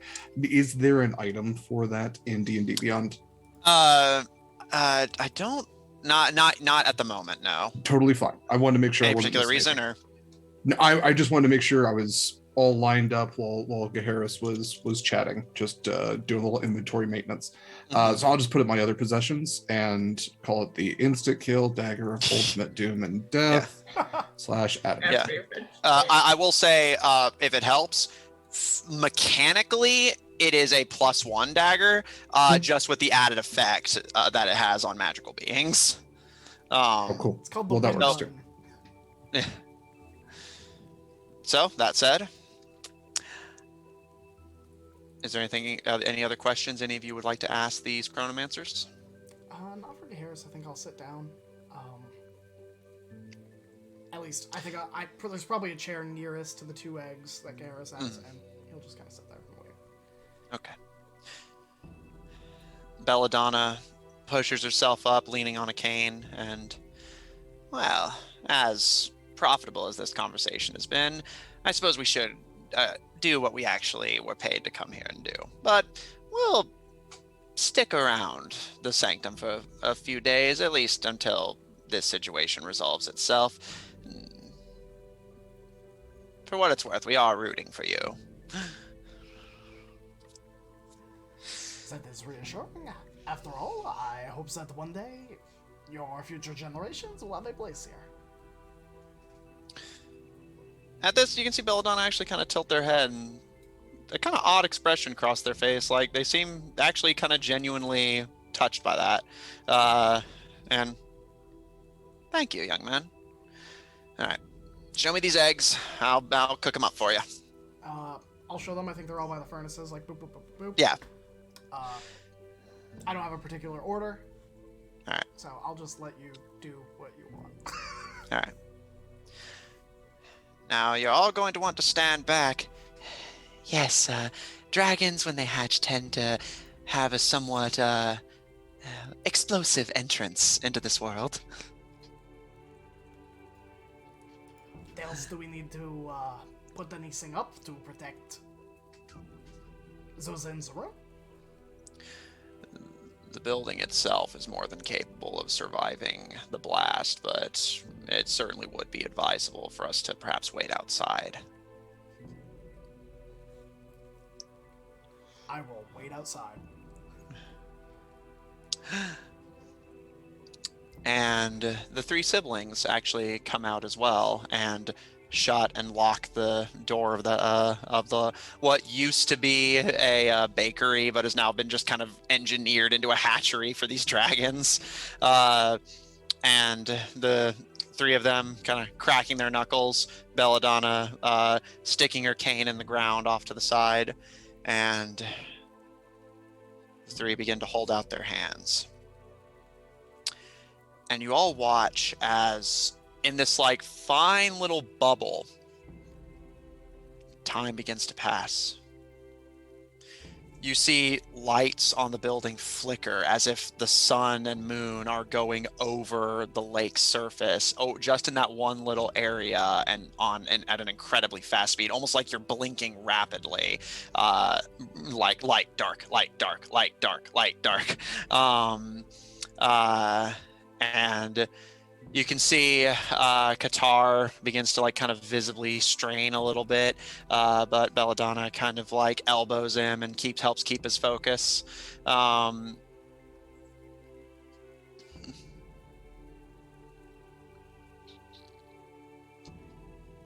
right. And with that use of Bardic Inspiration, I already rolled for it. He starts to focus a lot better, and you all watch as before your very eyes the building ages. Dust begins to settle and accumulate on it. Bits of rust and dirt begin to appear. Hundreds of years go by in an instant. Only a few minutes for all of you. Until finally, the three kind of bring their hands together into one, like almost line, and almost like they're kind of finally honing the effect. And finally, Belladonna lets out a "there" and breaks her hands away, and the other two do the same. And there's a moment of pause before. And you see a column of smoke shoot out of the chimney of the bakery. A second one. These just constant, the floor begins to shake. You can see a crack run up the side of the building. And smoke begins to just plume out of the chimney as something in the ballpark of like 10 to 12 dragon eggs all hatch within like a minute of each other.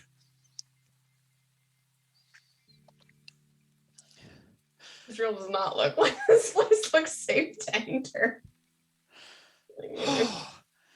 Harris is like giddily, like, oh my god, this is the best day ever. All right, we're gonna go lie down. Yeah, please feel free. Israel like points the general direction of that hotel. Thank you, dearie. We'll be quite all right, young man. Thank you. We just need to get off our feet for a bit. And you can see Qatar is kind of like stumbling a little bit. And even the middle sister is kind of like tugging at her collar and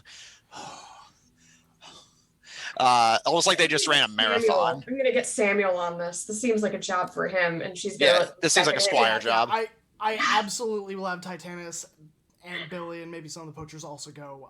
Not that I don't trust Samuel, but I also don't just give back your hands. I don't want any one person being alone with people that are so valuable people would kill them for it. Yeah. That's very fair. But yeah, it's just make sure they get there and don't fall or trip or have anything bad happen on the way over.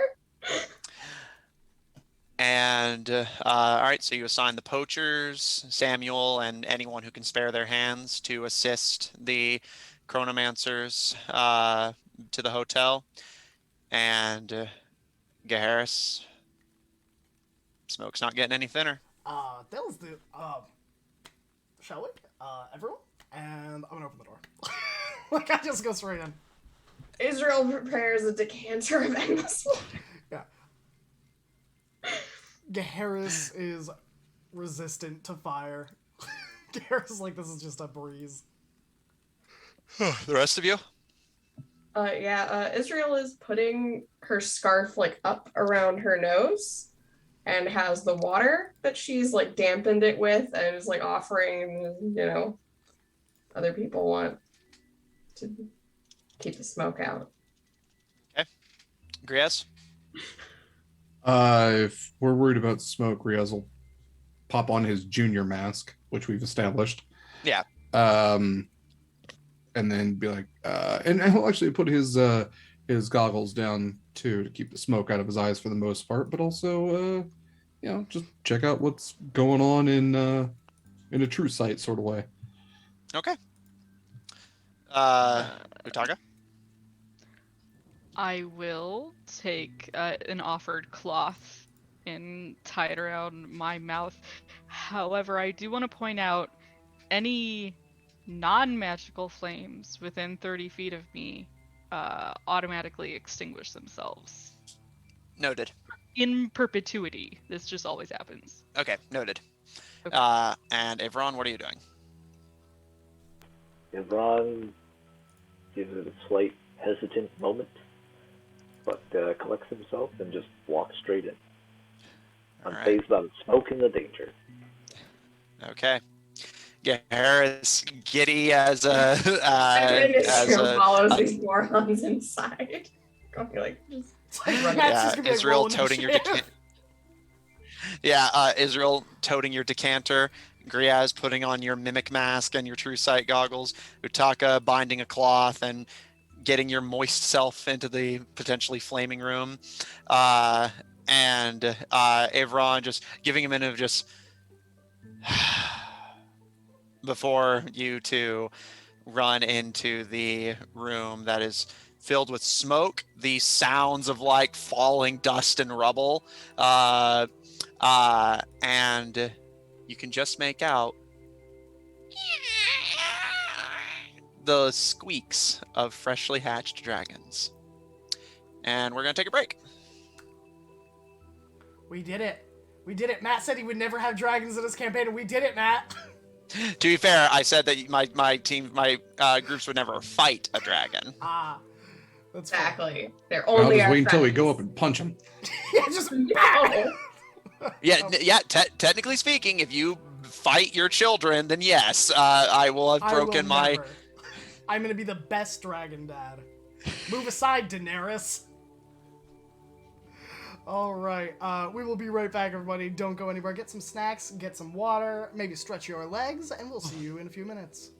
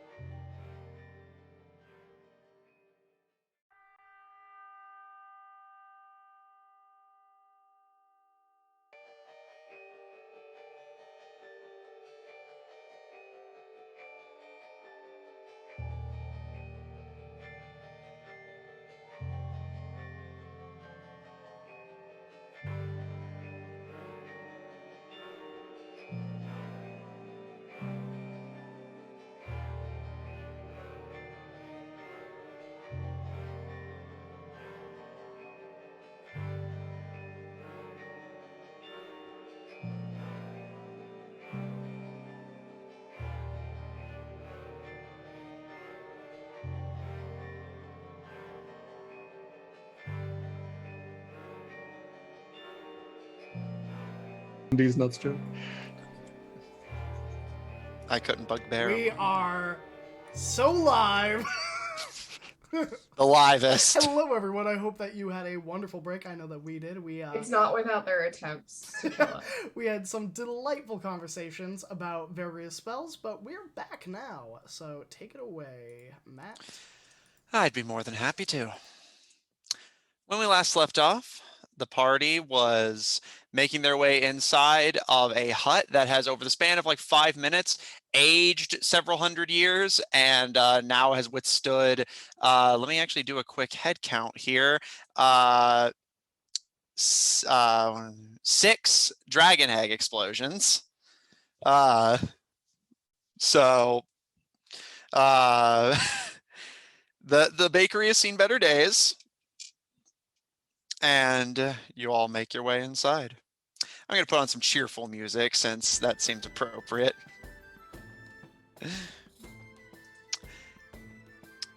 Garrus, Israel entering first, Utaka and Griaz behind, and Ivron at the back. Coming in, it's immediately hard to see past all the smoke. Luckily, as Utaka enters, a lot of the fires start to go out. And again, the building being primarily metal and stone means that there wasn't necessarily worry of the whole thing going ablaze. You see, kind of rolling around on the floor, surrounded by discarded bits of eggshell and burnt cinder, are baby dragons. You see a relatively small silver one with long fluttery wings, kind of crawling around curiously and sniffing at the air, and it immediately looks attentively as all of you enter. One that you initially think to be a black dragon, but on looking closer, it's this kind of deep, like Vanta black color with this like almost vaguely imperceptible red outline. And that one, the best way I can describe it is you have a hard time just looking at it.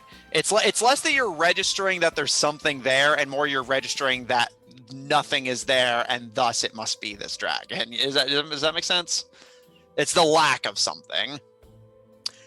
Griaz, as you enter, you feel a weight against your leg and see a deep purple dragon with some golden spots on it and a set of golden fluttery wings and a little nubbin golden horns. Ivron, as you enter towards the very back, you see curled up in the corner, already surrounded by eggshell and just napping, is a dragon that looks to be made completely out of stone. Like it has that like kind of granite concrete looking texture to it. And it's just curled up near the door sleeping. And Israel, as you look around with your decanter, but again, Utaka's very presence is dampening the room enough to put out the fires. You can see on some of the on the table that Garrus had left for the meeting to happen on, there is a small it's got a grayish down of feathers right now, but it appears to be the white dragon hatchling is currently fighting for a scrap of eggshell with a iridescent, almost rainbow colored dragon that looks to be made of glass.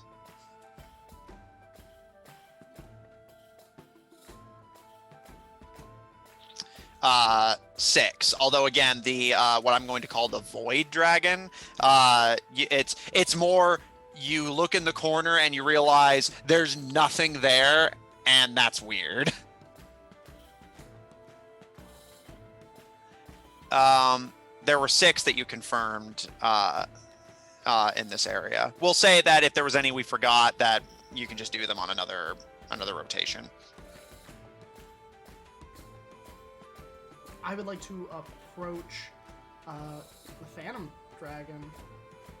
The comprehend languages on myself. The void one in the corner. Okay. That was the one that came out of the black. Yeah. Okay. You cast Comprehend Languages and approach the Void Dragon. What are the rest of you doing? We'll pick up that little one that was like brushing against, or just put like my hand down there. Hi there, little fella. Come here. All right, Israel. Yeah, Israel's gonna find her way into that table, and probably find a hand in her pocket for food to distract one or multiples of the dragons from fighting each other.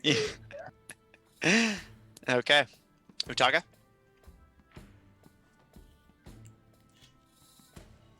You're muted.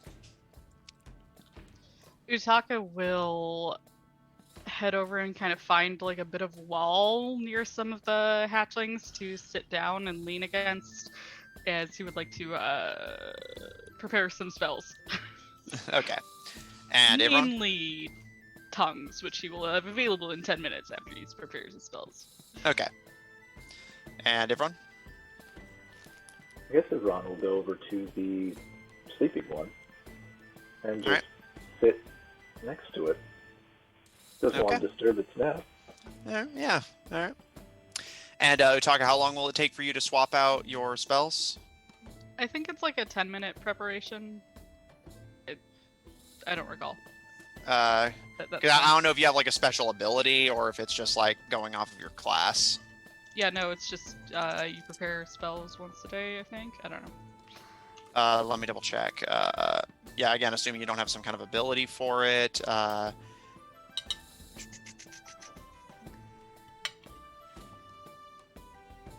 You can change your spells over a long rest. Oh, well, I never did it today, so... Yeah, sure. That's fine. I also didn't know what we were doing until we just did this today, so... That's fair. Okay. You prepared these ahead of time. Yeah, you for definitely. reasons. Yeah, If I had known this was going to happen, then I would have prepared tongues. Yeah. I'll allow that. That's fine. Okay. Still go and sit against a wall and kind of like reach out a hand and see if any of them are curious. Okay.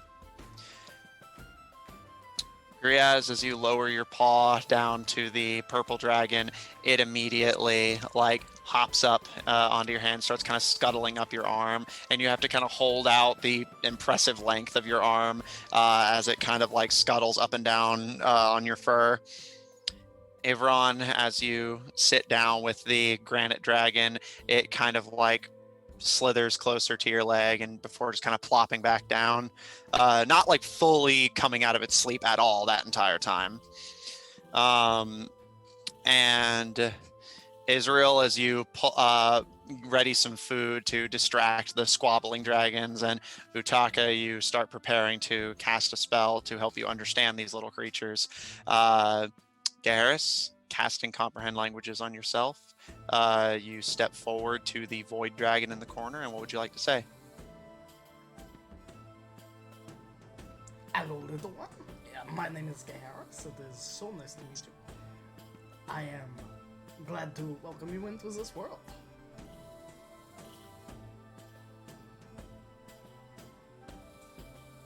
The Void Dragon just kind of stares at you, like completely expressionless. I hope that we can become a family one day and have all sorts of adventures, but for now, this is your family, and I will motion towards everyone in the room.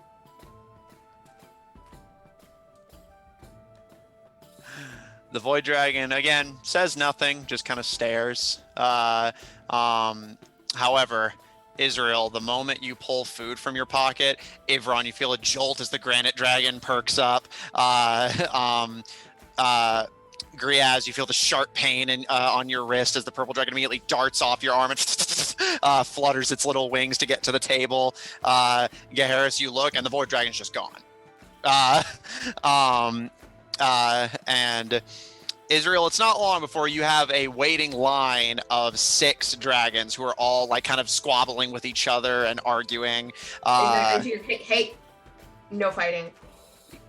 I can help with that. No fighting.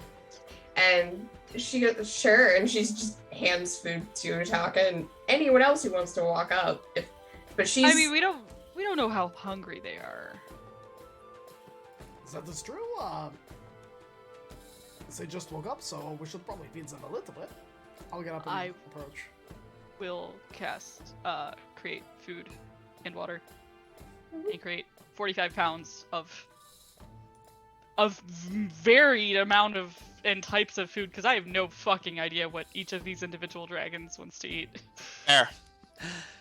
How big are we talking? Are we talking like house cat? Like their sizes vary a little bit, but at the moment, the smallest appears to be the white one, which comes in at the size of like a puppy. The silver and void ones, however, come in a little bit bigger, at about the size of an adult cat. Most of them, like the glass one, the granite one, are kind of in the middle. And Utaka, the moment you conjure almost 50 pounds of food, immediately attention is gone from Israel, and like rabid piranhas, they descend on the mass of food you've supplied. Absolutely. As expected.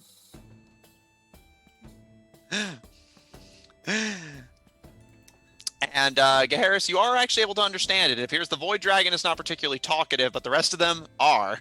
And you get just this flurry of like childish sounding babble as they still argue with each other over the distribution of food.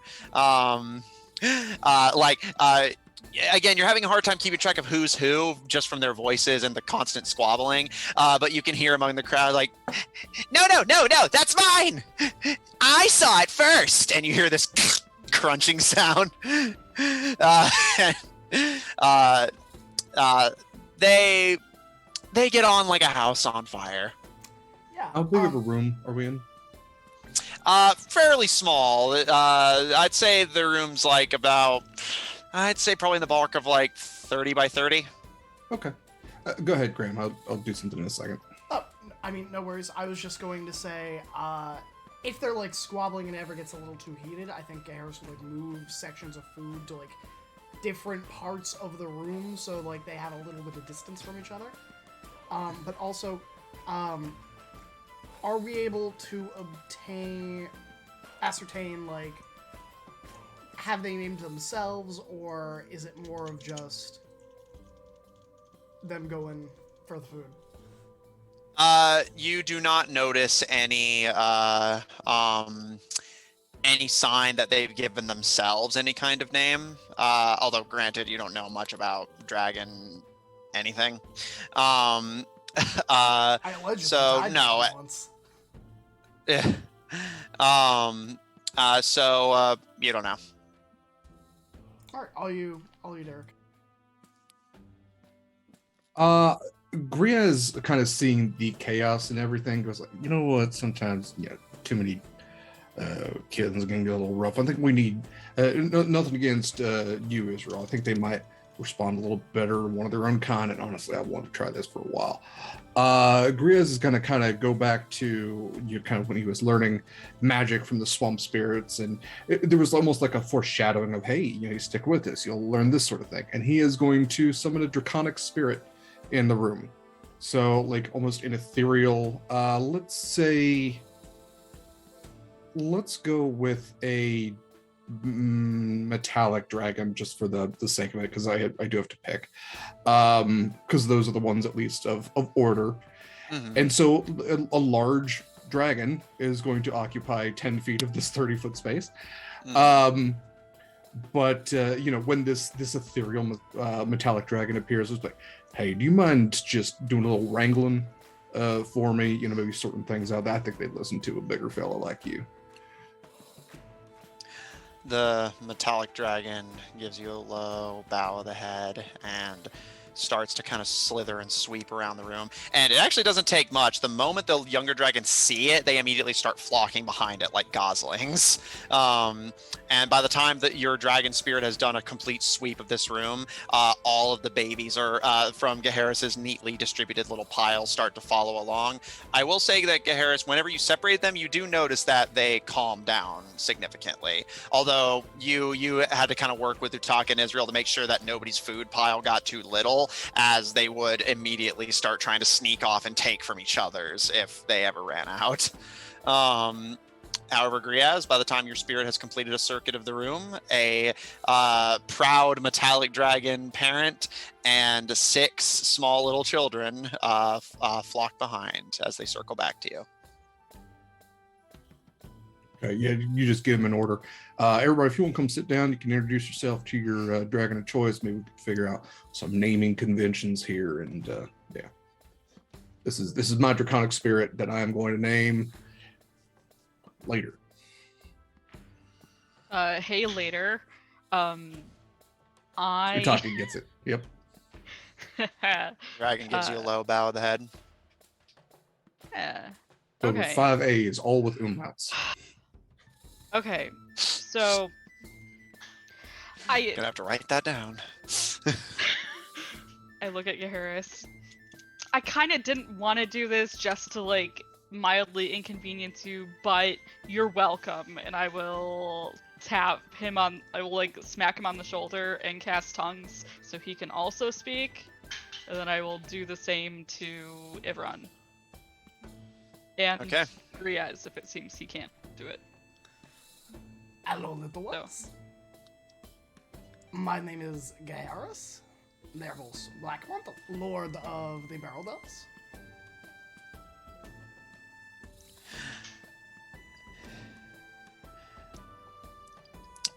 Initially, the dragons kind of seem almost perplexed by you.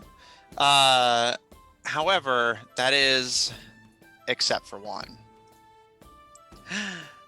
The Void Dragon slowly kind of ambles forward. Again, more just an empty space than it is truly occupying it. And again, the creature still has not spoken to you at all. However, it finally does. I knew there was something familiar about your voice. It just, something seemed a little bit off. All I can say is that it is no doubt that we speak alike. After all, I did pick your egg out of many. Yes, and I remember. I remember hearing your voice. that must have been it. And then I will look for the second egg that I purchased that I probably didn't hatch. Yeah, I believe going off of my list, the only other ones I have listed as ones that you guys bought were, I believe, red eggs Yeah, it's and the red a egg gold that egg. Yeah. So the red egg hasn't been hatched yet. But I will say, it is a pleasure to meet you. And would you like me to name you as your? Well, I don't mean to assume I'm not a dragon, but Well, I I'm mean, a you are my lovely father. Who would name me if not my father? Then I shall name you Giacomo. I shall bear the name proudly, father. It is a pleasure to meet you, Giacomo, my son. It is a absolute delight. And then I will motion for like hand so I can like scoop him up if you'd like. Yeah, which they do. And then I'm gonna walk him over to the red egg. This is your sibling. They have not hatched yet, but they shall hatch soon. They are a late bloomer, as they say. That is exactly it. But the 3 of us, we will strive to make this world a better place.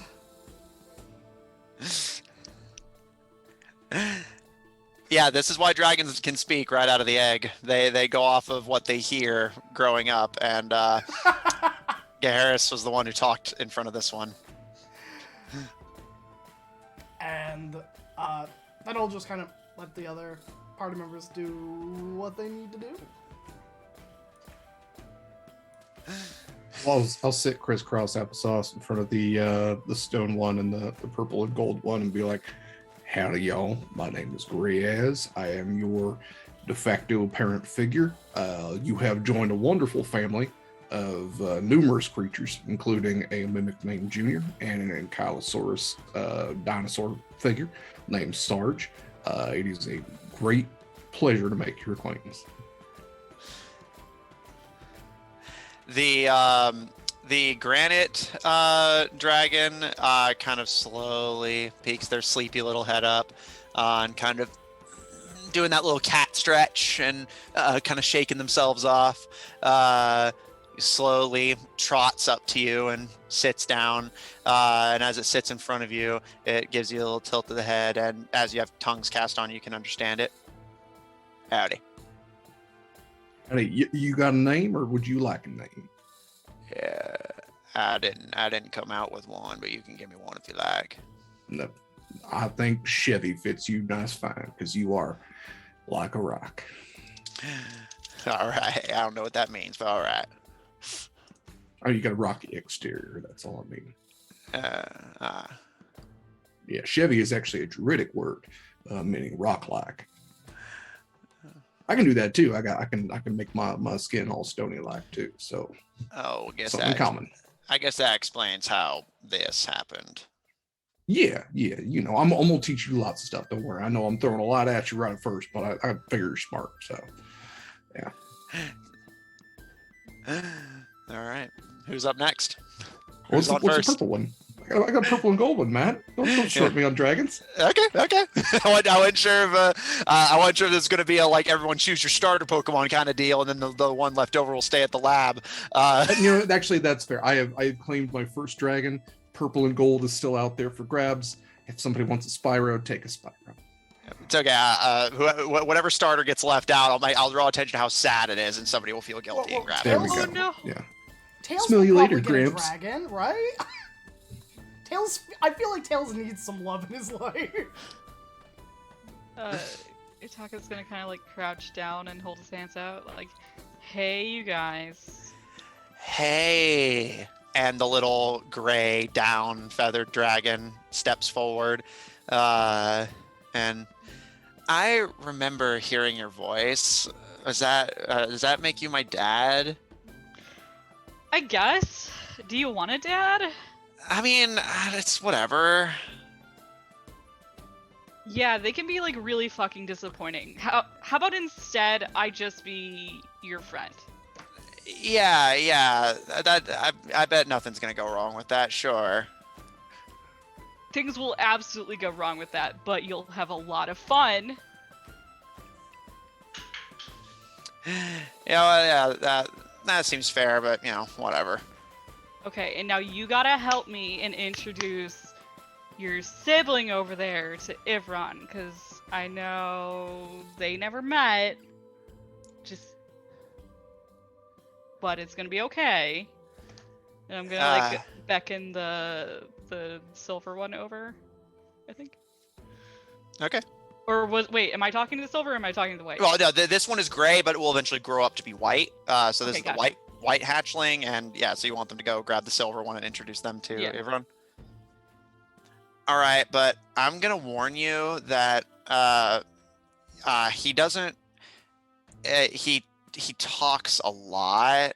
So like, if he's not gonna be able to vibe with somebody, because your friend seems like the kind of strong silent type. Yeah, he's really quiet. So, I mean, is this going to be one of those things where, like, one of them talks a lot and the other doesn't talk that much? Or, because, I feel like they may not gel super well as roommates. Okay. What about purple and gold over there? Yeah. Sure. Why not? Ifron, what are you doing? Get over here. Young white dragons just playing Fortnite all the time, hanging out on 4chan. Where are my V-Bucks?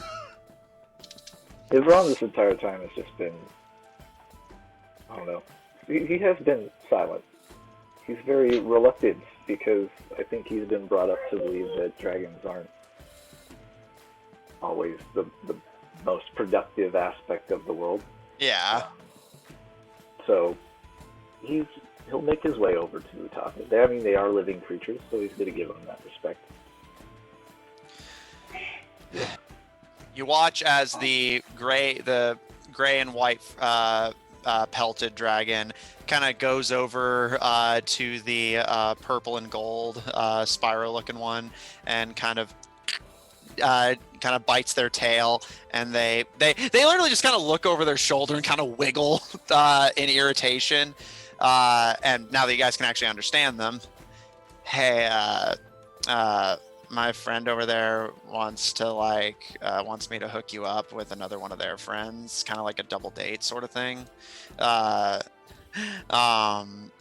This is just like watching Euphoria. And the purple dragon kind of tilts their head and just, now, we're real little dragons. So don't make much sense. No, I mean like metaphorically hooking you up. Come on.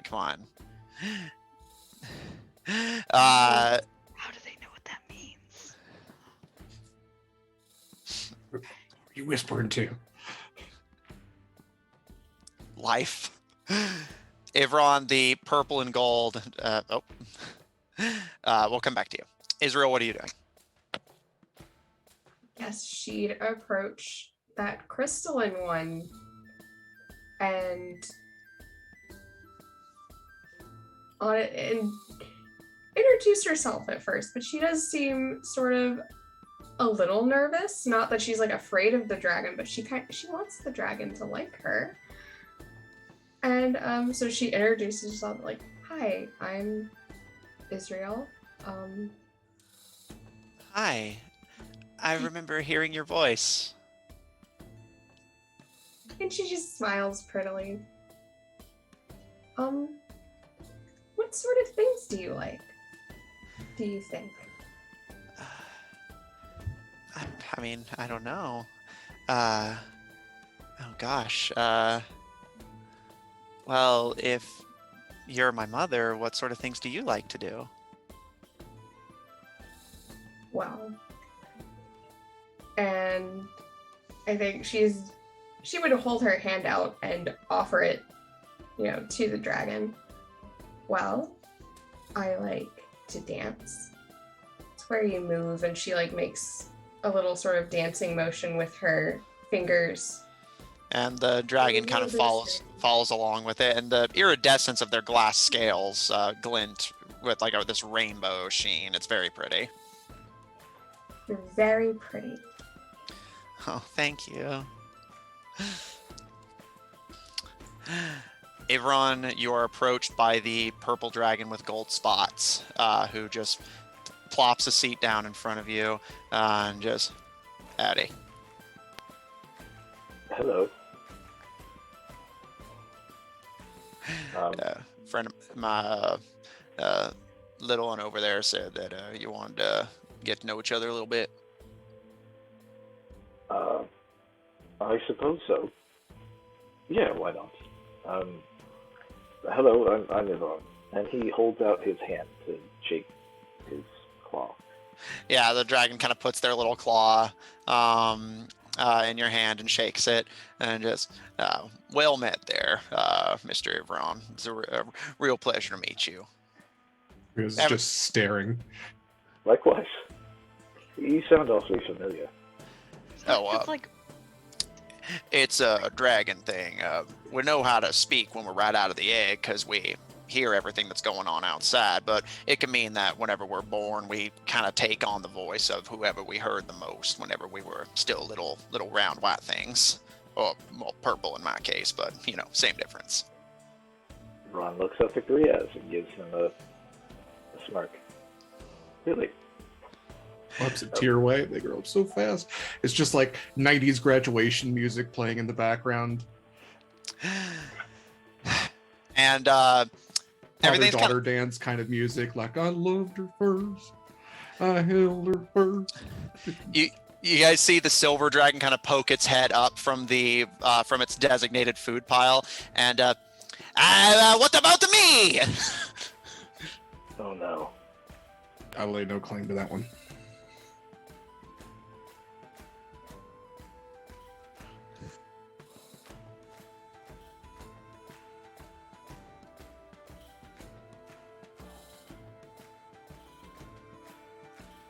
Make a nature check.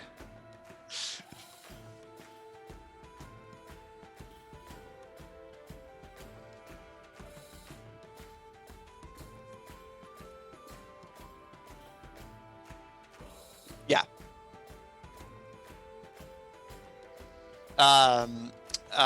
It's a little hard to tell if you're going off of purely the voice. They appear to be a male dragon, but you haven't the foggiest. You're used to killing these things, not identifying them. Well, you know what I mean. You're used to training to kill them. Hello! Hello, sibling! Hello, Giacomo!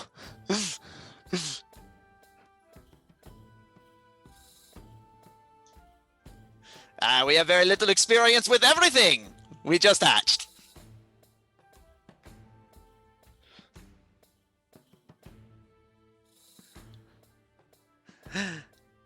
I prefer not to assign such labels to myself, but if we're talking on a biological level, I am a very handsome young boy.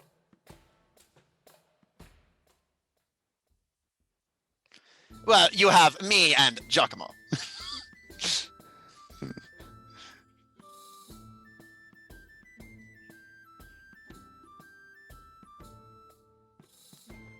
Yes, and given that, what I am compared to what you are, unnamed sibling, soon you will be dead.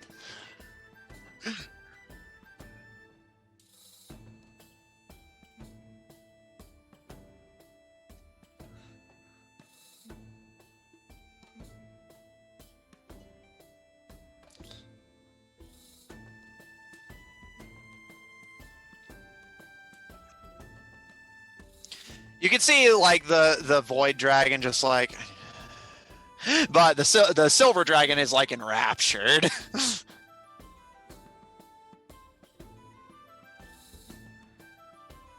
I think I prefer the slaying evil things. That sounds a bit more, how you say, not demoralizingly boring.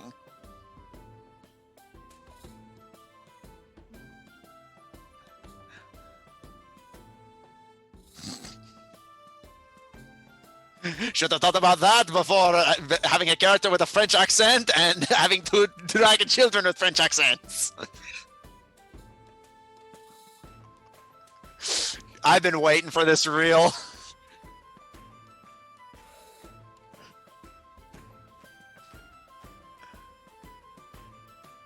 Cool Translate doesn't know anything.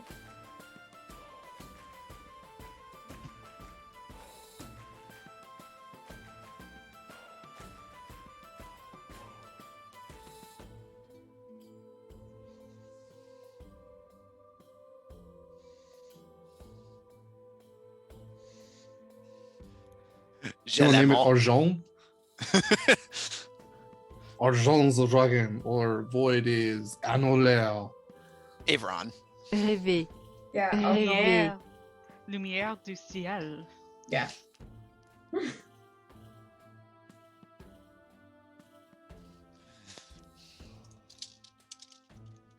I got it. Eld. Cloud. Well, what was the name of the Phantom of the Opera? I know he had a really dumb name. I want to say like Eddie. It wasn't Eddie, It was was it? the Phantom of the Opera? Eric. It was Eric. Eric, I was Eric. close. I was actually close. Yes, So that would be this rêver, not Rêver. rêver. All right, Reve. Thank you for this also wonderful name, Father.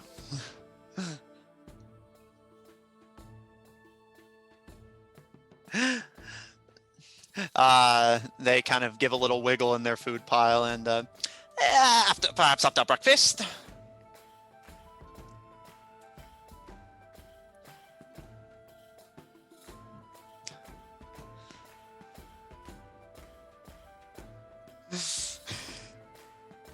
Yeah. Yeah. Right? How you guys liking your kids? Yeah. Israel is conversing. What do you mean, Father? Yes, what do you mean? Yes, what do you mean? Yeah, hello, Father.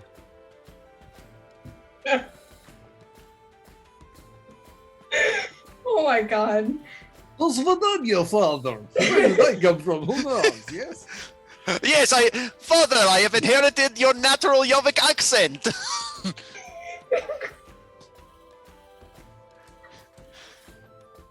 Oh, good eye from the underdog, mate. Incredible. Israel is going to sit with her dragon and allow it to eat or do what it wills as she converses with how strange this is, because she doesn't usually get to talk to children that can talk back. And so they discuss naming names, possible names, because Israel's going to provide a choice, a little tasting platter of names from which the dragon is free to choose, some masculine, some feminine, some neutral. And she provides the meaning of each name and would pretty much go with whatever the dragon would like. Okay. Utaka, what are you doing with yours? As once they've done your request of setting Ivron up with a dragon, they just return to you and just go back to kind of gnawing on some of the marrow bones from your food pile. Okay.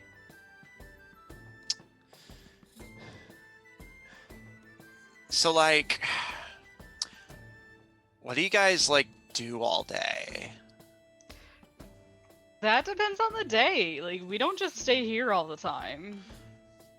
I know this is all you've seen of the world, but it's a really fucking small part of it. Yeah, because, like, I'm a fucking baby, and that's, like, it's a lot for me to process, you know?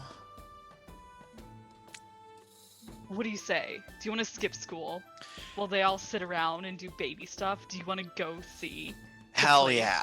Yeah, let's go. You are officially the coolest of my friends. I know. Yeah, I am. Here. And he will reach a hand down and let the dragon climb up him if it wants to. Yeah, which it will, and immediately starts scratching and clawing in your hair to make itself comfortable. Do not pull that doesn't grow back fast. You're not my dad. I will evict you. He reaches up and like starts lifting it off. And then as you like kind of cat scruff it off of your head, it just looks at you from its little hanging posture and just, capitalist pig. What does that even mean? I don't know. Okay, fine. Let's go. I'm gonna show you this like cool place. It's like a. Are we gonna it's a hotel. smoke That something? one's kind of boring. What? Are we gonna smoke something? No. Are we gonna drink anything? No. Oh, then how cool could it possibly be? You have some very strange opinions for like a 1-hour-old thing. What even do I call you? Like they're all talking about names. Do you have one? Hey, call me whatever the fuck you want. It doesn't matter. I mean, you're a dragon. You're gonna be like huge, right? And like wham bam pow. Well, yeah, but like at some point, but you're gonna be dead by then. You don't fucking know that. I don't know. What's your name? Utaka. Okay, why don't I just be little Utaka, and then whenever No. I'm bigger than you, I'll be bigger Utaka. Even Charizard. Fucking-lutely not. Okay, you could like. What about like taking a little bit of that, but then like make it a really like long name? Because I think all the dragons in like stories are like Kralkatorix or like something like that. So like you gotta have like this like. I Right? don't know how to spell that.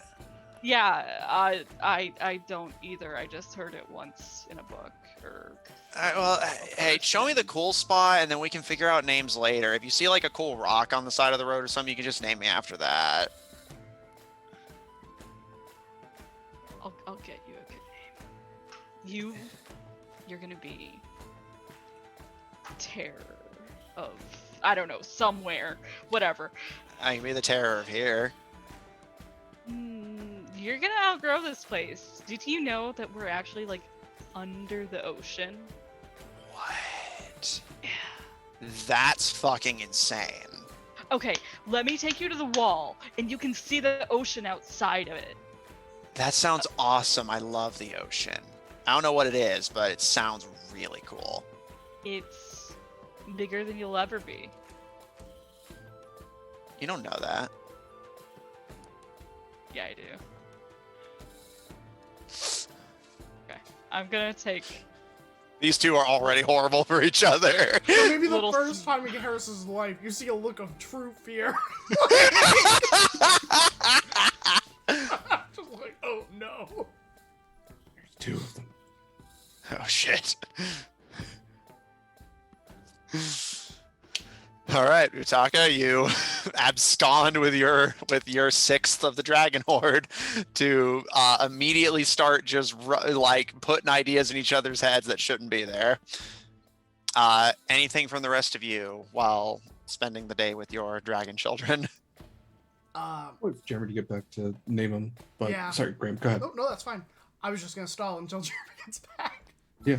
I was gonna ask Chevy, like, what are you particularly into? Do you have any interests or anything?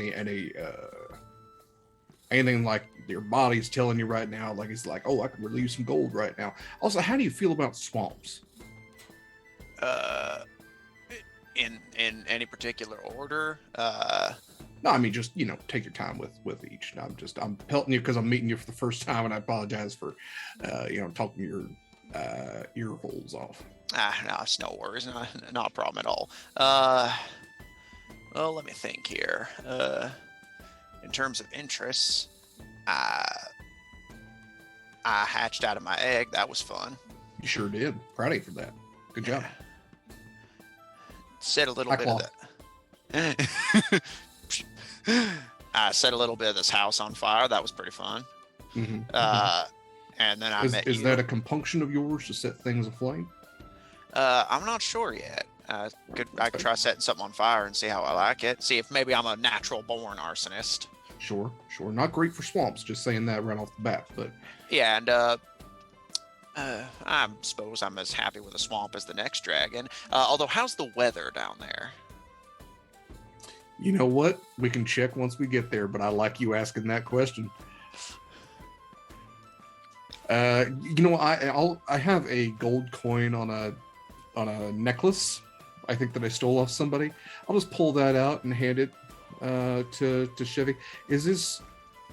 Do you like receiving things like this? Do you have a compunction to get more of these?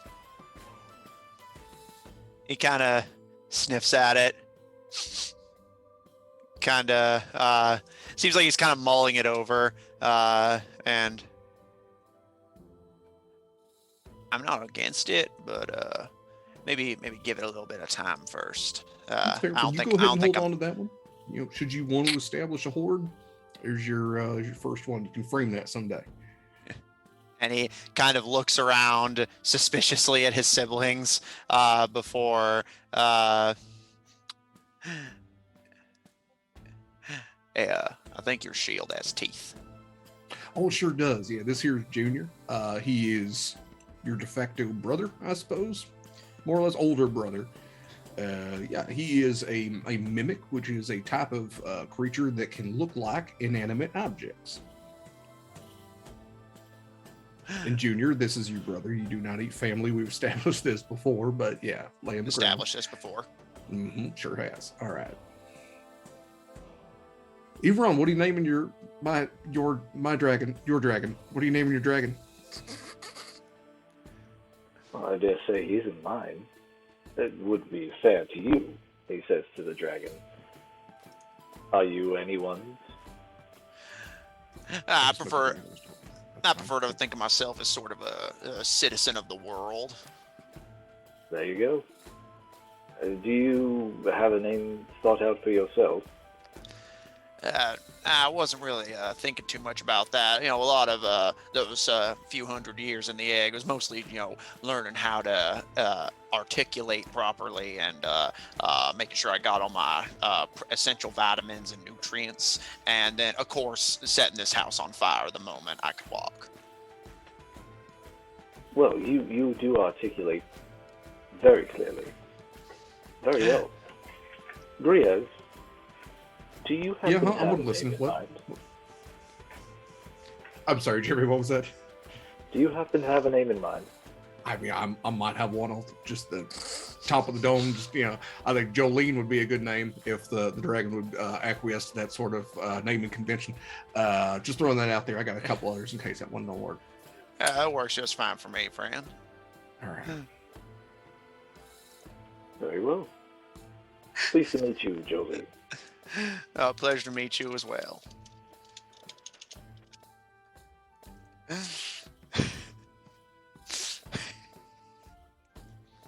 All right. Any further business with these dragons, or are you guys just gonna make sure they're fed and put to bed? And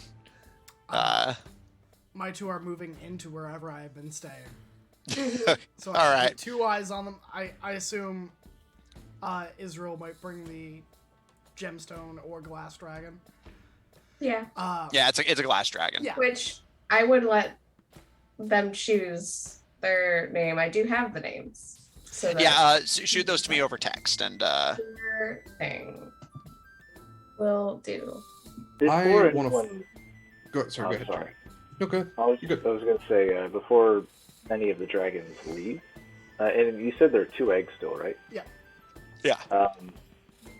Yvonne's going to cast Divine Sense real quick. Oh, yeah. Didn't Alright. one of the eggs give off like a celestial thing? So which of our dragons was born evil? Well, I think I distinctly remember something about the dragon that was slayed being a gold dragon. And I think one of the eggs is a gold egg. Yes, the priest does have a distinct golden hue. It's likely that they are a gold dragon naturally that simply had some kind of mutation or defect. Sure. But yeah, Ivron's just going to cast Divine Sense and see if there's anything blipping on his radar, and then, of course, whether or not anybody's on the spectrum of good or evil. Okay. Matt's like, they're all evil.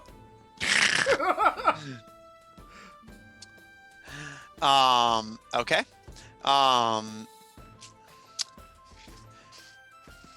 Casting your divine sense, you do not get any senses of celestial, fiend, or undead.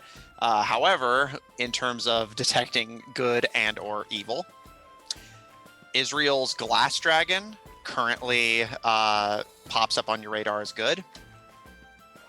Let's see, and then yeah, okay. I was making sure I had them all. As do the silver dragon. However, the white dragon, to be fair, Ron said he wanted to do this before any of the dragons were out of the building. So you do notice that the Jolene, the purple and gold one, and the white one with Utaka both register as evil.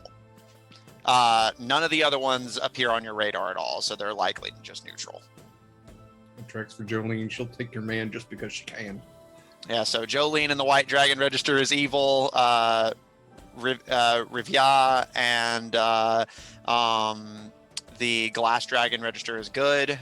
Giacomo and Chevy register as neutral. I was gonna cry if Giacomo, my firstborn, was evil. I was like, no. And there's nothing from the eggs. I'm assuming that they're like alive, but yeah, obviously something that isn't thinking yet can't have an alignment, but you don't get the Celestial Fiend or Fae registry from them. All right, noted. Sorry, I didn't mean to interrupt anybody else. No, you're Ended good. up with the evil one. Yeah, but that's really just balance, right? Is having one good, one evil. That And you know what? makes You neutral. can't. You don't always stay that way. I feel if Yeah, anybody alignments could can change. Yeah, Yeah, if anybody could change Yeah. Dragon's mind. yeah. If Ron could come from evil, it might not be the dragon that becomes good. Who And knows? if it can happen to Ivron, it can happen to any of us, let's be honest. It's true. It's true. Matt, so we haven't really established where Griaz is staying, but if they found a place big enough for the Ankylosaurus, I would like to have like an enclosure almost, and unleash my portable swamp and make a little swamp habitat for all of my family, where I can also like plant growth so the ankylosaurs can have food. And I want to gather the Bramble Pelt clan and introduce them all to each other and sort of establish a hierarchy.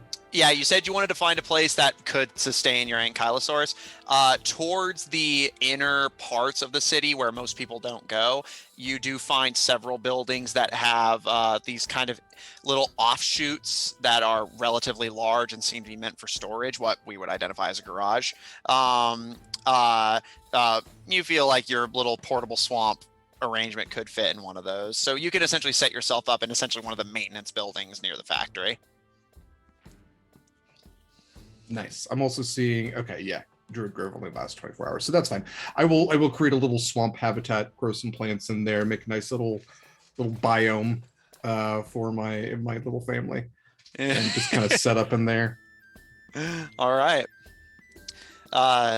Garrus, you mentioned you were taking your children to the hotel room to just set up their little nests. Yeah, I Israel, think I'll make sure they each have like a room to themselves. None of which like you have to pass through to get out. So like there are central rooms that are like, this is shared space, don't fight over it. And each like section would have like its own food, its own like bedding, and I think that I think Gaharis reads them like a book about knights and heroes and kingdoms before they go to bed. And he's going to do that every night that we are in town that he is with them. And he's going to teach them the history that his father taught him. And I think that he would call over, maybe not tonight, but in the future he will call Melvin and Tails over.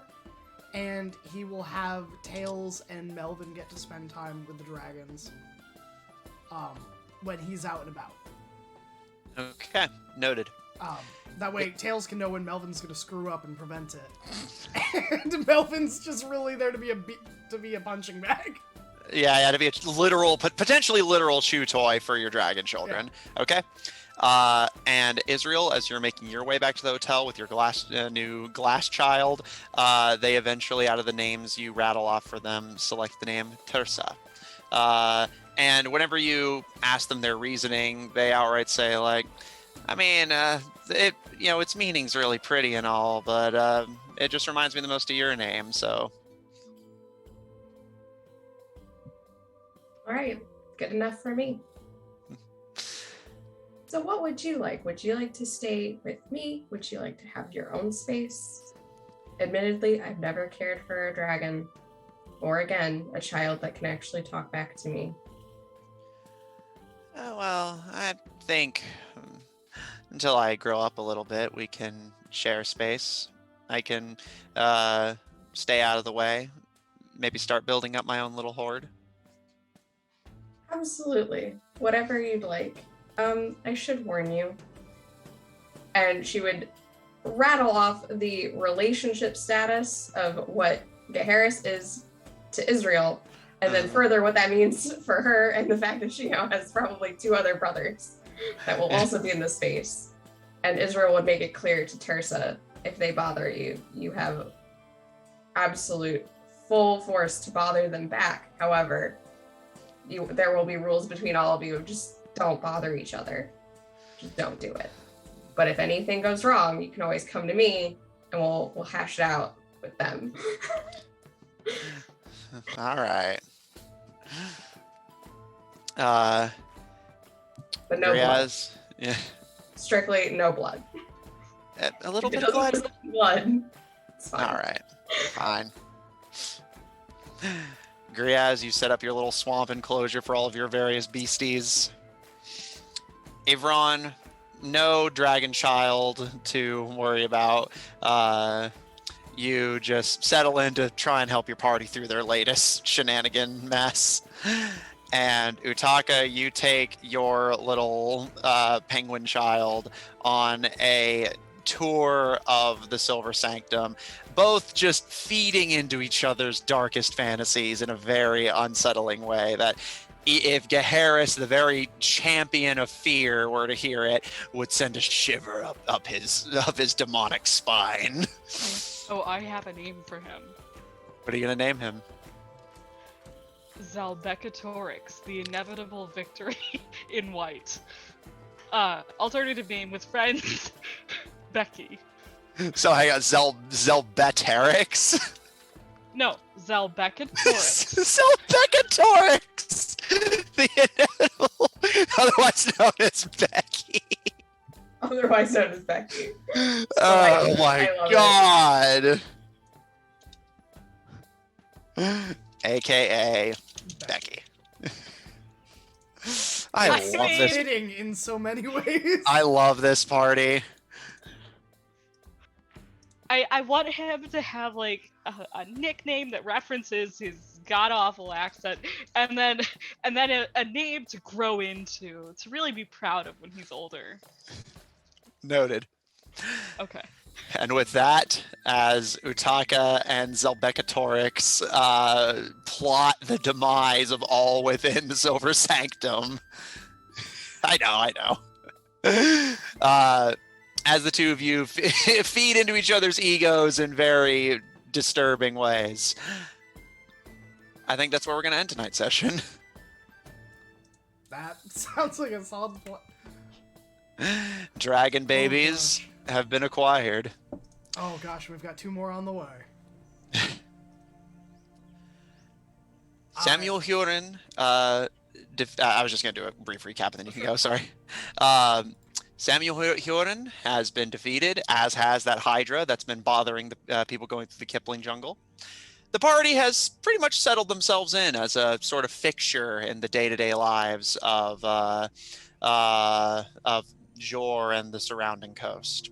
Griaz and Utaka took a pilgrimage to the Yavik Underdark to bear witness to dinosaurs. Gaharis finally made good on his promise and hatched some of those dragon eggs, and it seems they have taken on the voices of those they can remember hearing, which would have been you guys. And Samuel plots to see to Joran El's death himself. Utaka's dragon, as well as Jolene, give off evil auras that could potentially lead to darker things down the line.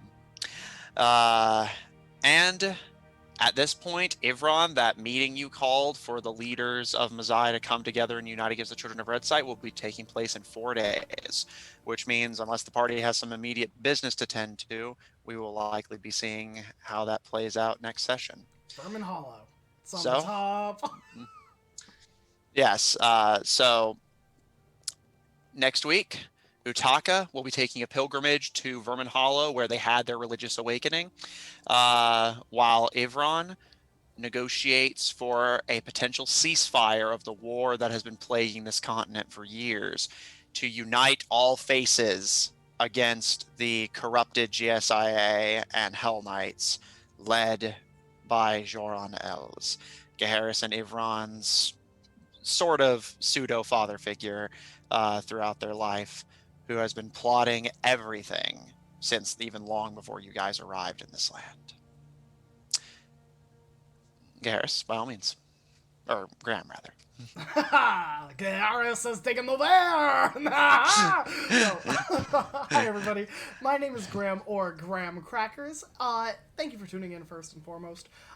If this is... Can I get some... You know, I got this. There we go. Oh, shoot. I would stop the music. Okay.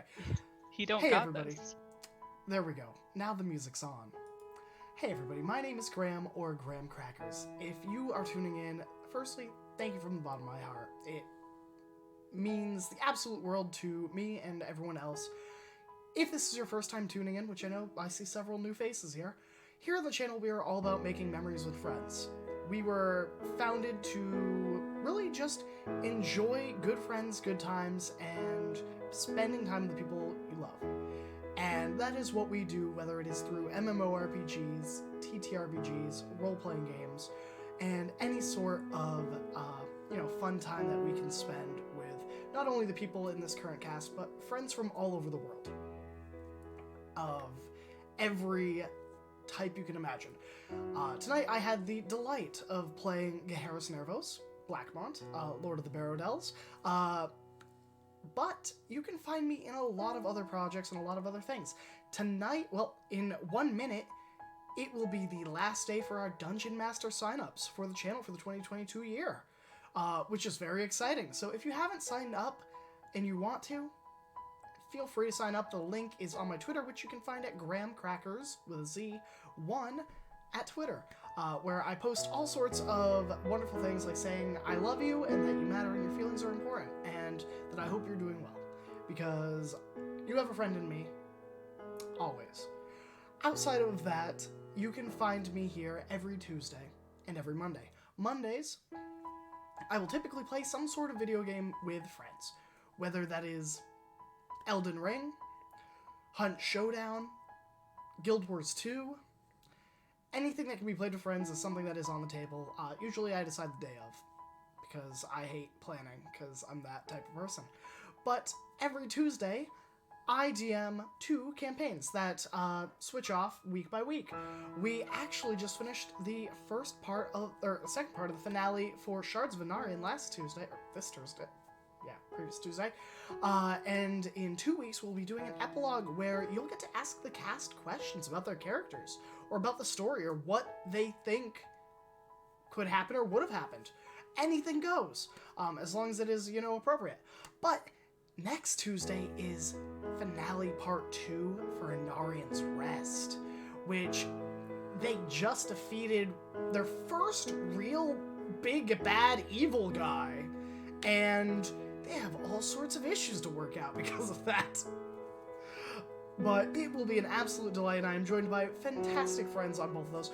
But outside of that, there are several projects on the horizon that I can't talk about right now. Not because I don't love you, but because I don't have the details yet. But I would love to hear some wonderful things from my wonderful friends here at the table. Who are they? Where can you find them? And what are some current projects they're working on?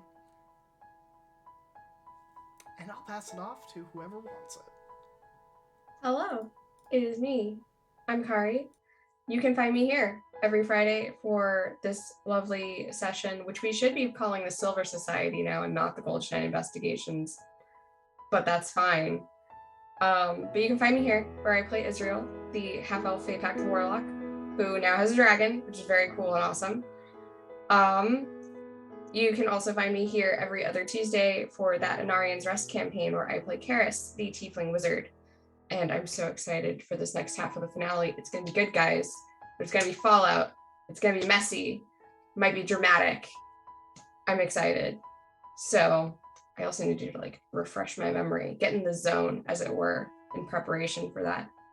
But other than that, you can't really find me anywhere. Currently, I'm hanging out in Guild Wars 2, where you can find my player name down there in the chat if you ever want to hit me up. I am currently enjoying the newest expansion, which you could also enjoy, that also has dragons. Lots of it. So you should go play there maybe. I don't know. I'm not your mom. But if you're a dragon, she could be. Hi everybody, I'm Derek Sword. I play Griaz Bramblepelt, who has just increased his family by 2. I'm not doing a ton of stuff right now because I have a really big move planned at the end of the month. But I am part of that Shards of Anarian game that Graham previously mentioned. So yeah, if you do have questions about our campaign characters, anything, please feel free to submit those and we will do those in the upcoming games. So not this Tuesday, but next. I am obviously here for the time being, and that's pretty much all that's going on until after that move. But you can find me on Twitter at dsword16, and you can see more stuff there. So that's my best recommendation to you. You can find podcasts I've been on and all sorts of stuff. Hit me up. I'll pass stuff to whoever's next. Hello, everyone. My name is Jeremy. Also, Dane Darkstride. You can find me on social media platforms out there in the interwebs. However, don't get yourselves too excited as nothing goes on there. I have no other projects. I I am Graham Crackers exclusive, and pretty exclusive to Friday nights, 8 p.m. Eastern. I had the pleasure of playing the Protector Asimar Ivron Blackmont, brother to Gaheris Blackmont, Graham's character. And I hope you enjoyed tonight's session. And that's it for me. I'll go, so Moose can wrap us up. Hello everyone, I am Pharaoh, I played Utaka. I named the dragon Becky. You can catch me here for other shenanigans every Friday, and then also this 2 Tuesdays from now for the epilogue of Shards of Anarian. And the Q&A that will follow that. So I look forward to seeing everyone there. I look forward to seeing everyone here on Fridays. And I look forward to seeing some of your wonderful faces when you respond to Graham's open call for casting. Hey! So until then, you can catch me here. You can catch me on Twitter at the link left in the chat. And off to you, Matt. It's off to me. Hello, everyone. I am Matt. I was your DM for the night. I played everyone who wasn't this lovely party.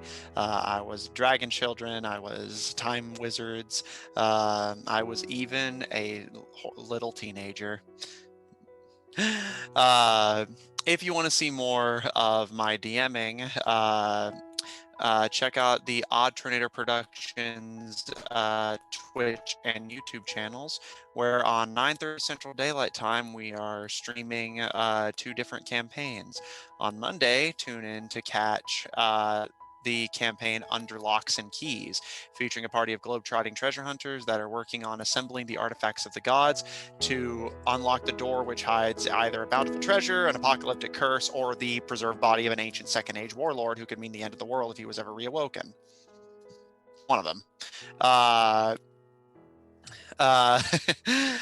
And tune in Tuesdays, 9:30 Central Daylight Time, for my Tuesday game of Black Ink and Blue Blood, taking place in Gaheris and Ivron's homeland, but several hundred years in the future, where a party of politicians and nobles from all around the region have to try and work together to unravel a political conspiracy that threatens them all. If they can just stop stabbing each other in the back long enough to actually do that. They've just taken down the first member of the conspiracy.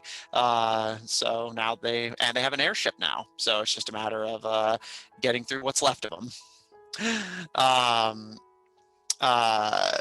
And if you want to see my storytelling and writing in more of this setting without dragons named Becky to contend with, significantly less Becky dragons, then catch my webcomic Undercommon on Webtoon and Tapas, taking place in the same campaign setting, featuring one of the first goblins to ever become an adventurer. And I think that's about it for me. If I missed anything, or you just want to check out more that I'm doing, or things that are being worked on, then check out twitter.com/tornadoodd, TNO capitalized, and where all of our stuff gets posted, as well as Odd Tornado Productions official on Tumblr, where we post links to all the different stuff we do, including this very stream, so you still won't miss any of this.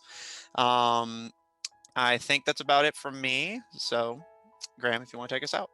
Of course, I'd love to. So, everybody, it is that time of the night where we are going to set you loose to howl at the moon, commit horse crimes, and, you know, maybe get a snack, maybe eat some dinner, maybe play some video games. But as with all things, stay happy, stay healthy, and we'll see you soon. There's always someone here, and, you know, you can always ping us if you ever want to, you know, just hang out in our little private Discord. We are always welcoming and love to have new people there. But for now, we are going to raid one of our friends, Behold Roleplay. We're playing some D&D. And you know what? I think we should just tell them that we got dragons. So I think that's what we're going to do. We're just going to say, we got baby dragons. And they should be so jealous. If they are not jealous, I'm not playing the game right. Am I right, Derek? Jealousy is a key skill. Yeah, you have to level up, and absolutely. Exactly. So, take care, everyone. We'll see you soon. Bye for now, and we will be in touch.